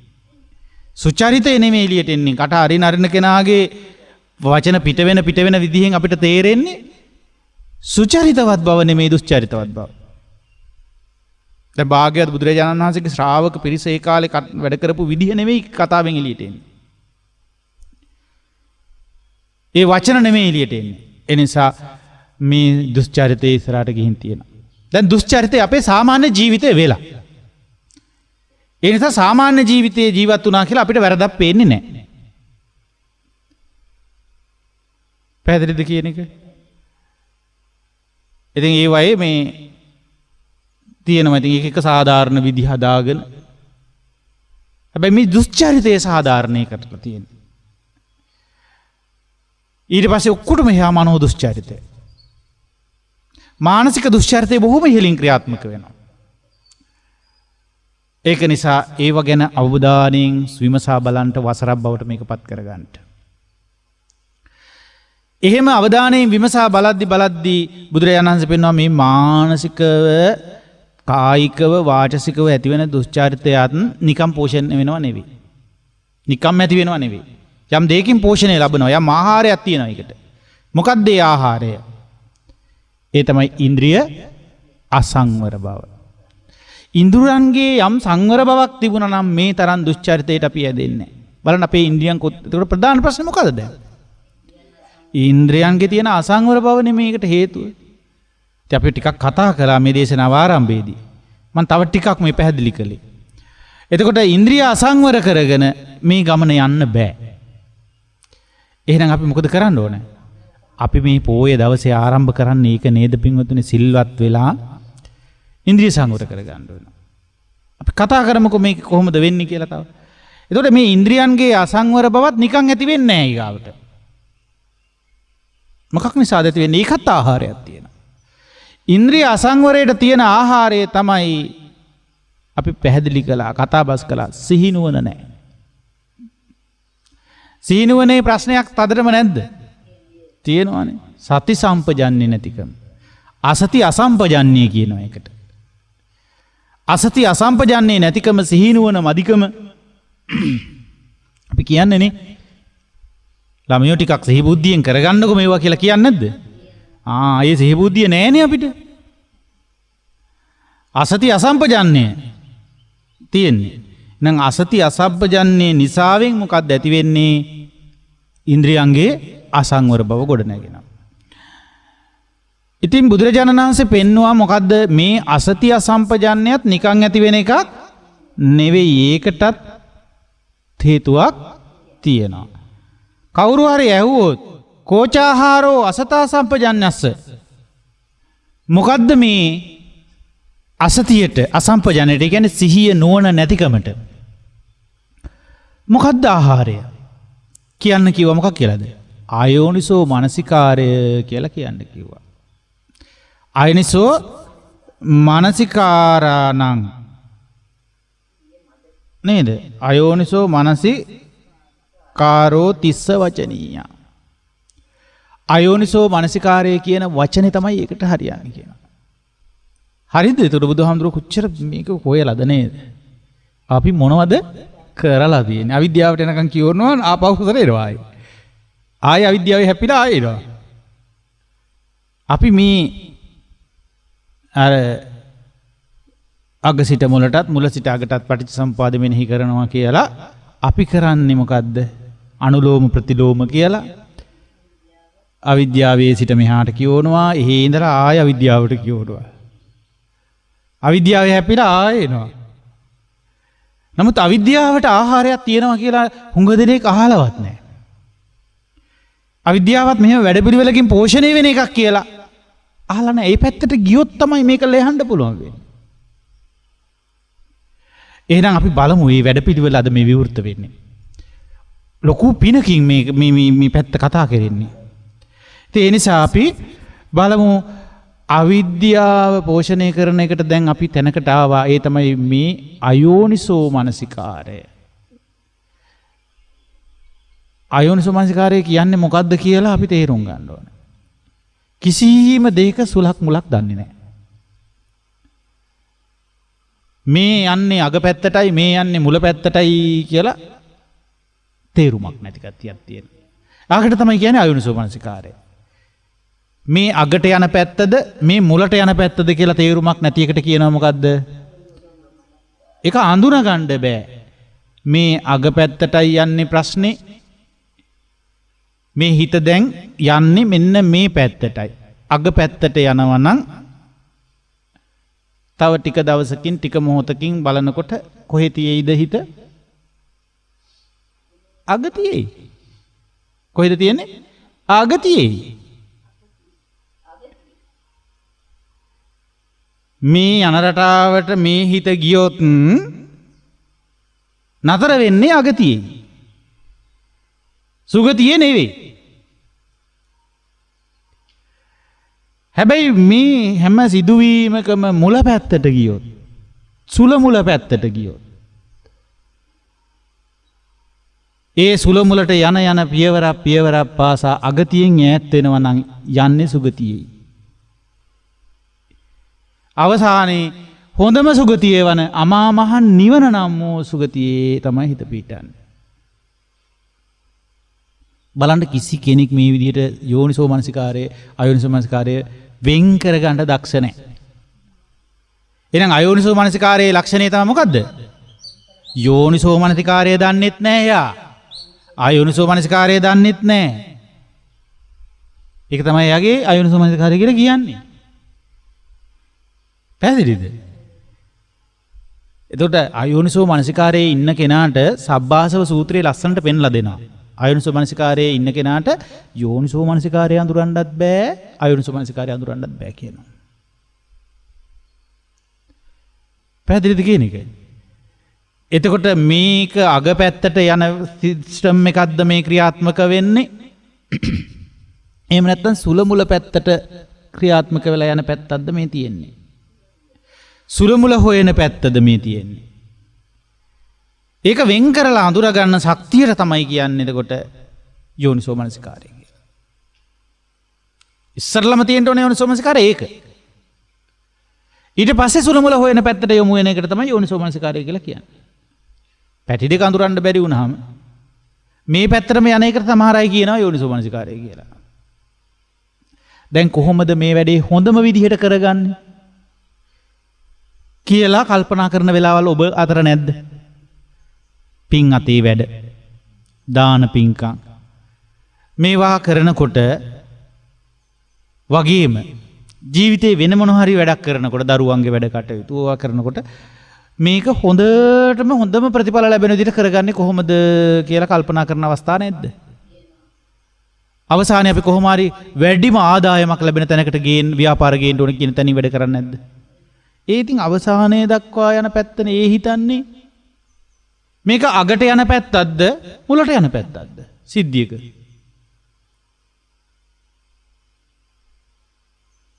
දැන් මං කියවනේ මොකද යෝනිසෝ මනසිකාරය යෝනිසෝ මනසිකාරය මේ තියෙන්නේ අගට යන පැත්තක්ද මුලට යන පැත්තක්ද?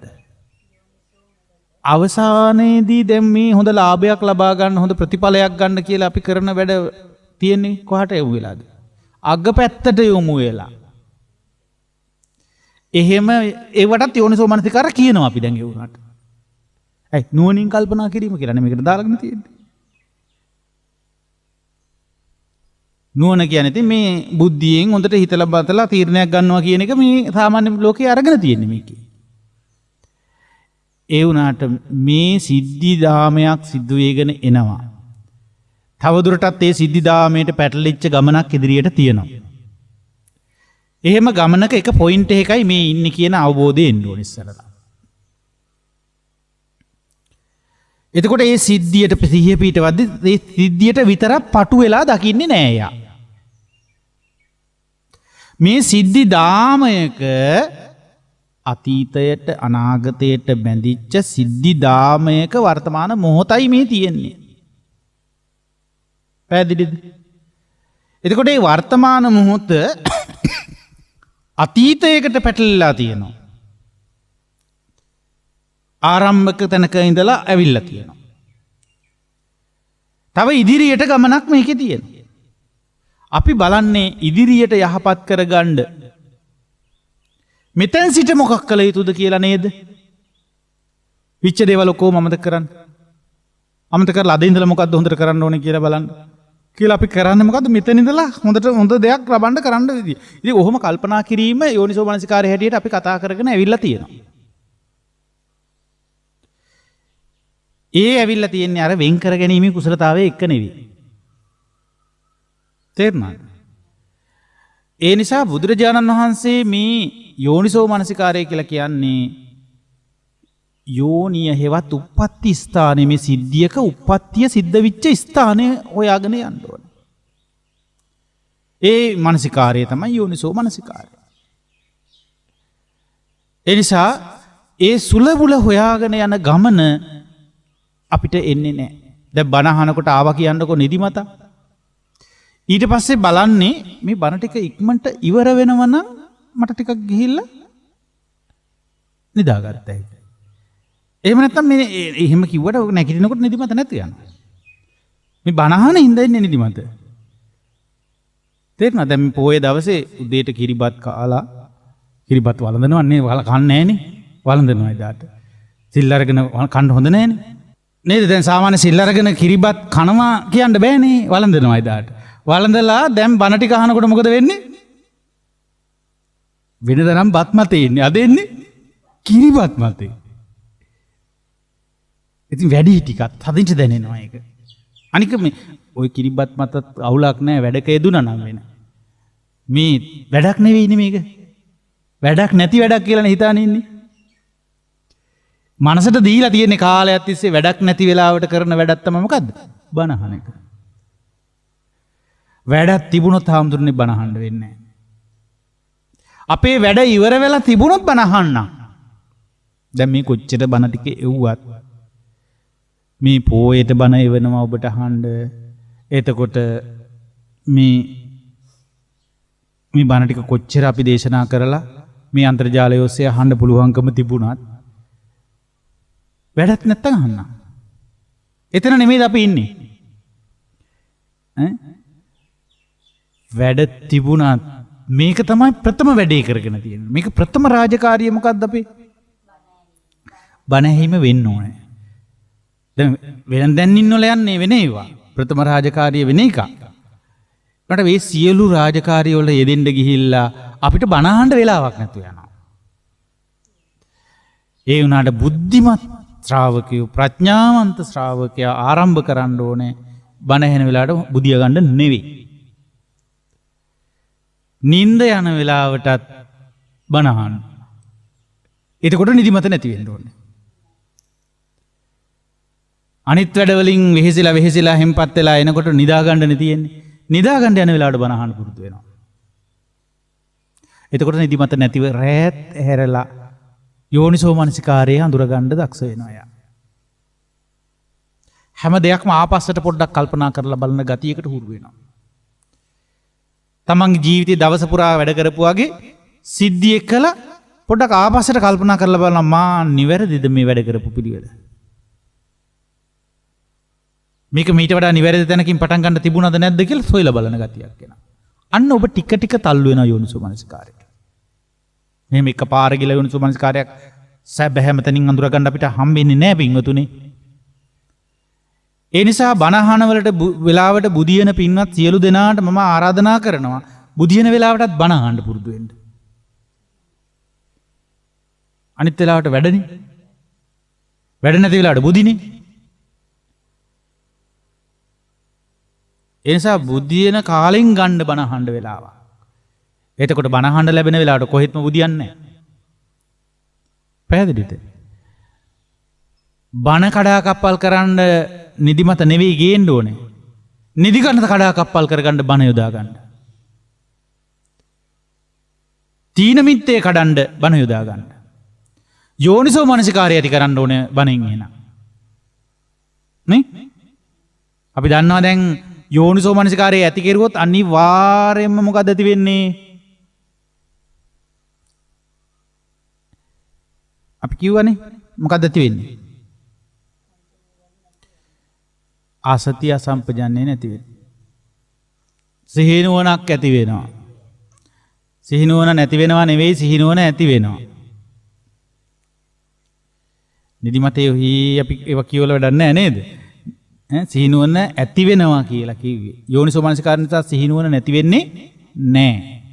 සිහිනුවණ ඇති වෙන්න පටන් ගන්නවා. සිහිනුවණ ඇති වුණා නම් අනිවාර්යයෙන්ම මොකද වෙන්නේ? ඉන්ද්‍රිය සංවර වෙන්න ගන්නවා. එතකොට ඉන්ද්‍රිය සංවර වුණා නම් ත්‍රිවිධ දුස්චරිතය නැති වෙනවා. ත්‍රිවිධ දුස්චරිතය නැති වුණා නම් ත්‍රිවිධ දුස්චරිතය නැති වුණා නම් පංච නීවරණ අඩු වෙනවා. පංච නීවරණ අඩු වෙනවා කියන්නේ තීන මිද්‍ය අඩු වෙනවා. දැන් පැහැදිලිද මං කියපු කතාව? මොකද්ද ඒකට මම කිව්වා මේක මතකයක තියෙන්න ඕනේ ඒකට. ඒ තමයි අපි කිව්වා බණ අහන වෙලාවට නිදා ගන්නවා වෙනුවට නිදියන වෙලාවට බණ අහන්න ගියාම ඒ බණ හරියට අහන්න ගත්තොත් වෙන දේ තමයි යෝනිසෝමනසිකාරය උපදින්න ඕනේ. යෝනිසෝමනසිකාරයේ ඉපදුනොත් අනිවාර්යයෙන්ම ක්‍රමානුකූලව ඇවිල්ලා නීවරණ යට කරන තැනට එනවනේ. ඒ කියන්නේ දිදිමත අඩු කරනවා. මේ වැඩපිළිවෙල අල්ලා ගන්න ඔය ඉන්න පුද්ගල චරිත වැඩපිළිවෙල ඔය තේරම අපේ තියෙන මේ බොරුවත් එක්ක පැටලිච්ච දේවල්. මේ අමාරුකම්, මේ අපහසුකම් ඔක්කොම තියෙන්නේ ඒකේ. මේක හරියට අවබෝධ නොවෙන නිසා. මේ අවබෝධය කරා යන්න කටයුතු කර ගන්න ඕන. හැබැයි පින්වතුනි මේ බණ අහන එකයි බණ අහනකොට යෝනිසෝමනසිකාරය ඇති වෙනවද නැද්ද? ඒ ඇති වෙන්නේ ඒ දෙක මැද්දට අත්‍යවශ්‍ය කරුණක් තියෙන සම්බන්ධ වුණොත් විතරයි. එහෙම නැත්නම් බණ අහන හැමෝටම යෝනිසෝමනසිකාරය ඇති වෙලා තියෙන්න ඉපෑ මේ වෙනකොට ලංකාවේ දැන්. දැන් දන්නා කාලෙක ඉඳලා බණ අහන අය ඉන්නවනේ. ඒ බණ අහන අයට යෝනිසෝමනසිකාරය ඇති වෙලා නැහැ නේ. ඒ බණ අහන 100ට බණ අහන අය 100ක් ගත්තොත් අපි දැකලා තියෙන 65ක් විතර බුදියනවා. බණ අහන කාලය තුල. ඒ බණ අහන කාලය තුල 65ක් විතර 100කට නිදා ගැනීම තමයි තියෙන්නේ. ඒකෙන් තේරෙන්නේ බණ අහනකොට යෝනිසෝමනසිකාරය ඇති වෙලා කියලා නේද? නිදිමතේ ඔළුව ගන්නව ඔව් කියලා එතකොට. ඉන්නේ නිදිමතේ. දැන් උපාසකයගෙන් කිව්වොත් බණ අහනකොට යෝනිසෝමනසිකාරය ඇති වෙන්නේ නැහැ නේද උපාසකම්මලා කියලා කිව්වොත් එහෙමයි අපේ හාමුදුරනේ කියනවා. ඒකනේ අපි බුදියන්නේ. නිසා බණ අහනකොට යෝනිසෝමනසිකාරය උපදින්නේ හැමෝටම නෙවෙයි. ඒ ක්‍රියාවලිය ඒ හේතුඵල දහමින් මැද්දට යමක් සම්බන්ධ වෙන්න ඕන. ඕක අපිට හිතලා බණ අහන හැමෝටම යෝනිසෝමනසිකාරය ඇති වෙනවා කියන එක අපි කොච්චර හිතාන හිටියත් එහෙම වෙන්නේ නැහැ. ඒතර බුදුරජාණන් වහන්සේ පෙන්නනවා මේකේ නම් යෝනිසෝමනසිකාරයට ආහාරය මොකද්ද? යෝනිසෝමනසිකාරයට ආහාරය හොයන්න ඉස්සෙල්ලා අයෝනිසෝමනසිකාරයට ආහාරය හොයන්න වෙනවා. අයෝනිසෝමනසිකාරයට ආහාරය තමයි අහනවා කෝචාහාරෝ මොකද්ද මේ කෝචාහාරෝ අයෝනිසෝමනසිකාරස්ස අයෝනිසෝමනසිකාරයට ආහාරය මොකද්ද? අසද්දීයන් තිස්ස වචනීයං සද්ධාව නැතිකම. එහෙනම් බණ අහනකොට මොකක්ද තියාගන්න ඕනේ? සද්ධාව තියාගන්නත් ඕනේ. සද්ධාව උපදවමින් බණ අහන්නත් ඕනේ. ඒතර සද්ධාව උපදවමින් බණ ඇහුන් නැත්නම් එයා බණ නෙවෙයි අහන්නේ. ඔය වචනෙට කිව්වට අපි බණ අහනවා කියලා එයා ටික වෙලාවකින් නිදියන එක තමයි කරන්නේ. හිතේ සද්ධාව නැති වුනහම අසද්ධාවෙන් බණ අහන්න බෑ. බණ ඇහෙන්නේ නැහැ ඊට පස්සේ. බණ ඇහෙන එක නතර වෙලා වෙන අරමුණු ගලාගෙන එන්න ගන්නවා. එක්කෝ නිින්ද යනවා. ඔයිට වඩා වැඩක් නැහැ. වෙන දේවල් හිත හිතා ගමන් කරනවා බණ එක්ක එතන ගැටෙනවා ඊට පස්සේ. ඇයි වෙන පැත්තකට හිත ගිහින් තියෙන්නේ. එක්කෝ නිදිමතට හිත ගිහිල්ලා, එක්කෝ බඩගින්නට හිත ගිහිල්ලා, එක්කෝ වෙන දෙයකට හිත ගිහිල්ලා. එතකොට යාට යෝනිසෝමනසිකාරය ඇති වෙන්නේ නැහැ. ඉතින් බුදුරජාණන් වහන්සේ පෙන්නනවා අසද්ධාව තමයි මේකට කියන්න තියෙන වචනේ. දැන් එහෙනම් අසද්ධාවෙන් තමයි අයෝනිසෝමනසිකාරය ඇති වෙන්නේ. ඉතින් බුදුරජාණන් වහන්සේ පෙන්නනවා එහෙනම් ඊගාවට මොකද්ද මේ අසද්ධාවට ආහාරය? අසද්ධාවට ආහාරය තමයි කෝචාහාරෝ අසද්ධියස්ස මොකද්ද ආහාරය කියලා අහනවා අසද්ධාවට. ඒ තමයි අසත් ධම්ම ශ්‍රවණ ඒ කියන එක. අසත් ධර්ම ශ්‍රවණය. ජීවිතේ අපි මේ සද්ධර්මයේ කියා අහලා තියෙන්නේ අසත් ධර්ම. එක එක්කෙනාගේ අසත් ධර්මයේ අහලා ලැබිච්ච පෝෂණය තුල අසද්ධාවෙන් ඉන්නේ. සද්ධාව නෑ අපිට. ඒ නිසා බණ අහන තැන් වල නින්ද යන එක අහන්න දෙයක් නෑ. යෝනිසෝ මනසිකාරය උපදින්නේ නෑ. ඇයි? අපේ හිත වැඩිලා තියෙන්නේ මොකෙන්ද? පෝෂණය ලැබලා තියෙන්නේ මේ වෙනකන් විශාල වශයෙන් පෝෂණය ලැබලා තියෙන්නේ අසත් ධර්මයේ. අසත් ධර්ම ශ්‍රවණය වෙලා තියෙන්නේ.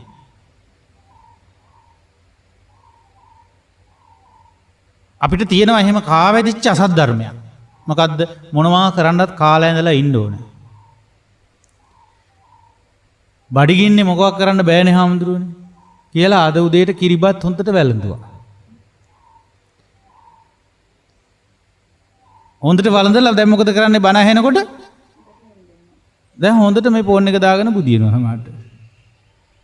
බණ ටික දාගෙන බුදිනවා. ඇයි මොනවා කරන්නද හාමුදුරනේ කාලා ඉඳලා ඉන්න ඕනේ කියලා නේ අපිට බණ ඇහිලා තියෙන්නේ. ඕවට ලස්සනට කියන බුදුහාමුදුරුවොත් කණ්ඩ දීලා තමයි බණ කිව්වේ. ඒව හොඳට අහලා අර මුළු බුදුබණ ත්‍රිපිටකයම පැත්තකට තියලා ඔය බණ අහගෙන ඉන්නේ හොඳට. මොකද්ද? බුදුහාමුදුරුවොත් කණ්ඩ දීලා තමයි බණ කිව්වේ. බුදුහාමුදුරුවෝ කුසගින්නවත් නෙමෙයි ඔළුවේ ඇවිලෙන ගින්න. හිසේ ඇවිලෙන ගින්නක් තියෙනවා නම් හිස ගිනිගත්ත කෙනෙක් නම් මහණෙනි මොන හරි කාලා ඉන්න කියලා කිව්වද? මොකද්ද කිව්වේ? හිතේ ගිනි ඇවිලෙන එකත් පැත්තකින් තියන්න පොඩ්ඩකට මහණෙනි චතුරාර්ය සත්‍ය අවබෝධ කරගන්න ඉස්සෙල්ලා කිව්වා. එහෙම කියපු බුදුරජාණන් වහන්සේට චෝදනා කරනවා මොකක් කියලාද? ඔක්කොටම කන්න දීලා ඉවරලාලු බණ කිව්වේ. ඉතින් කාලා ඉන්න ඕනේ මොනා කරන්නද? දැන් බණක් ලෑස්ති කරන්න බෑ කාටවත්. ගාමකට කන්න දෙන්න ගෙදර ලෑස්ති කරන්න විදිහක් නැති හින්දා බණක් කියව නැතුව නිකන් ඉන්නවා. ඇයි බයයි මේ බණට එන අය කන්න දුන්න නැත්තම් බැන අයයි කියලා. එතකොට එන්නේ බණ අහන්නද කන්න දෙන්නේ?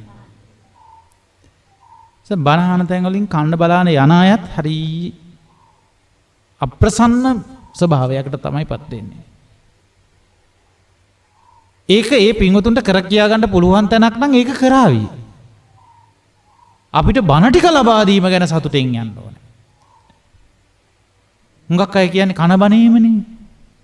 නේද? බණ ගෙවල් වල තියෙන්නේ මොකද්ද?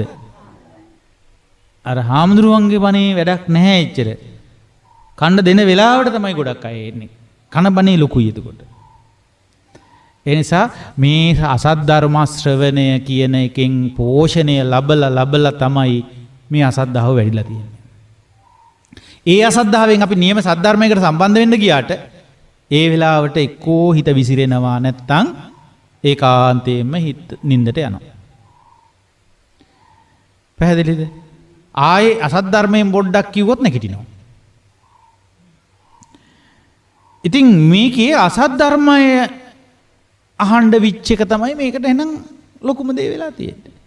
එහෙනම් මේ වෙනකන් අසත් ධර්මයෙන් අපි පෝෂණය ලැබුව අරද නෙමෙයිද මේ ගිහින් තියෙන්නේ නීවරණ බවට පත් වෙලා අද විද්‍යාව බවට පත් වෙලා ජරා මරණ ප්‍රශ්නයකට යන්නේ කුමක් නිසාද එහෙනම්?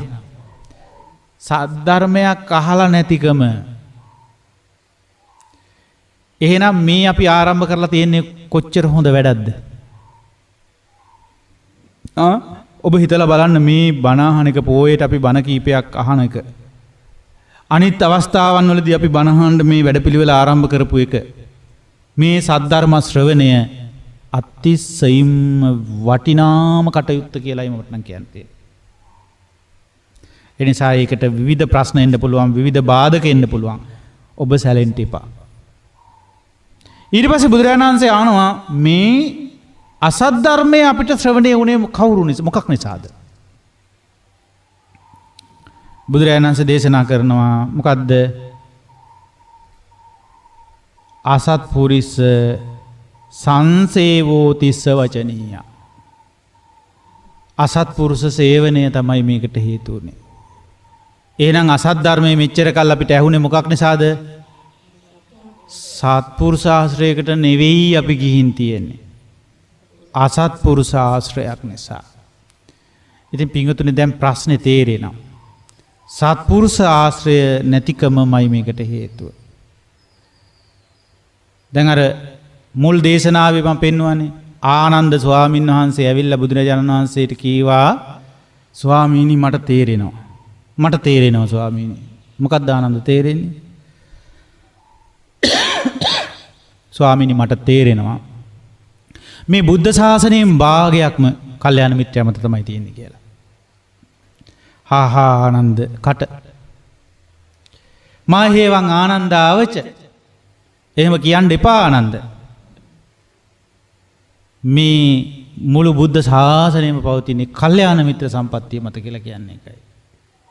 දැන් මේ කතාව මේ සූත්‍ර දේශනා ධර්ම දේශනා දෙක අවසන් වෙනකොට හොඳට තහවුරු වෙනවා. පැහැදිලිද කියන්නේ?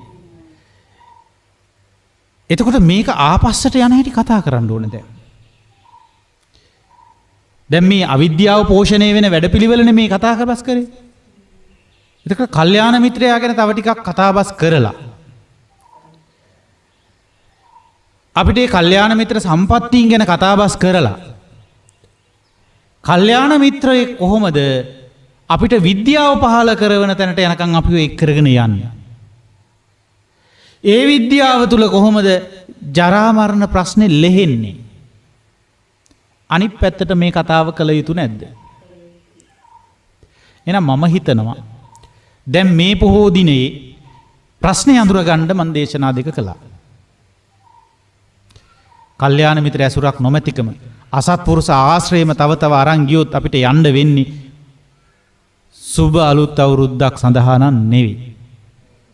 සුබ නව වසරක් නෙවෙයි අපිට උදා වෙන්නේ. තවත් පරණ අසුබයම අපිට ජීවිතේට එකතු වෙනවා. ඒ නිසා සුබ නව වසරක් ප්‍රාර්ථනා කරන කෙනෙක් හැටියට මට නම් කියන්න තියෙන්නේ මේ අසත්පුරුෂ ඇසුර හොඳට අඳුරගෙන අසත්පුරුෂ ඇසුරෙන් සිදුවෙන මේ පරිහානීය වැඩපිළිවෙල අඳුරගෙන සත්පුරුෂ ධර්මයකට එකතු වෙන්න ශක්තිය ලැබේවා. ඒ සත්පුරුෂ ධර්මය ඔබ තුල පිහිටවාගෙන සත්පුරුෂ ගුණධර්ම ඔබ තුල ඇති කරගෙන සත්පුරුෂ ආශ්‍රයයට ගරු කරගෙන මේ උතුම් චතුරාර්ය සත්‍ය අවබෝධ කරගන්න තැනකට යොමු වෙන්න ශක්තිය ලැබේවා. අපි ඊළඟ පොහෝ දිනය මුල් කරගෙන මේ ඒ ගමන කොහොමද සාර්ථකව අනිත් පැත්තට ගමන් කරන්නේ කියන කරුණ සම්බන්ධයෙන් දේශනාවක් දෙකක් ඉගෙන ගමු. මේ පොහොය දින වඩාත් උතුම් වූ අර්ථවත් වූ පොහොය දිනයක් බවට පත් කරගෙන නව බුද්ධ වර්ෂයට පා තබන්නට ඔබට ශක්තිය ධෛර්යය වාසනාව මේ උතුම් සම්බුද්ධ ශාසනය තුල හිමි වේවා කියලා ප්‍රාර්ථනා කරනවා. හැම දිනාටම තුනුරුවනේ ආශිර්වාදයම වේවා. තෙරුවන් සරණයි.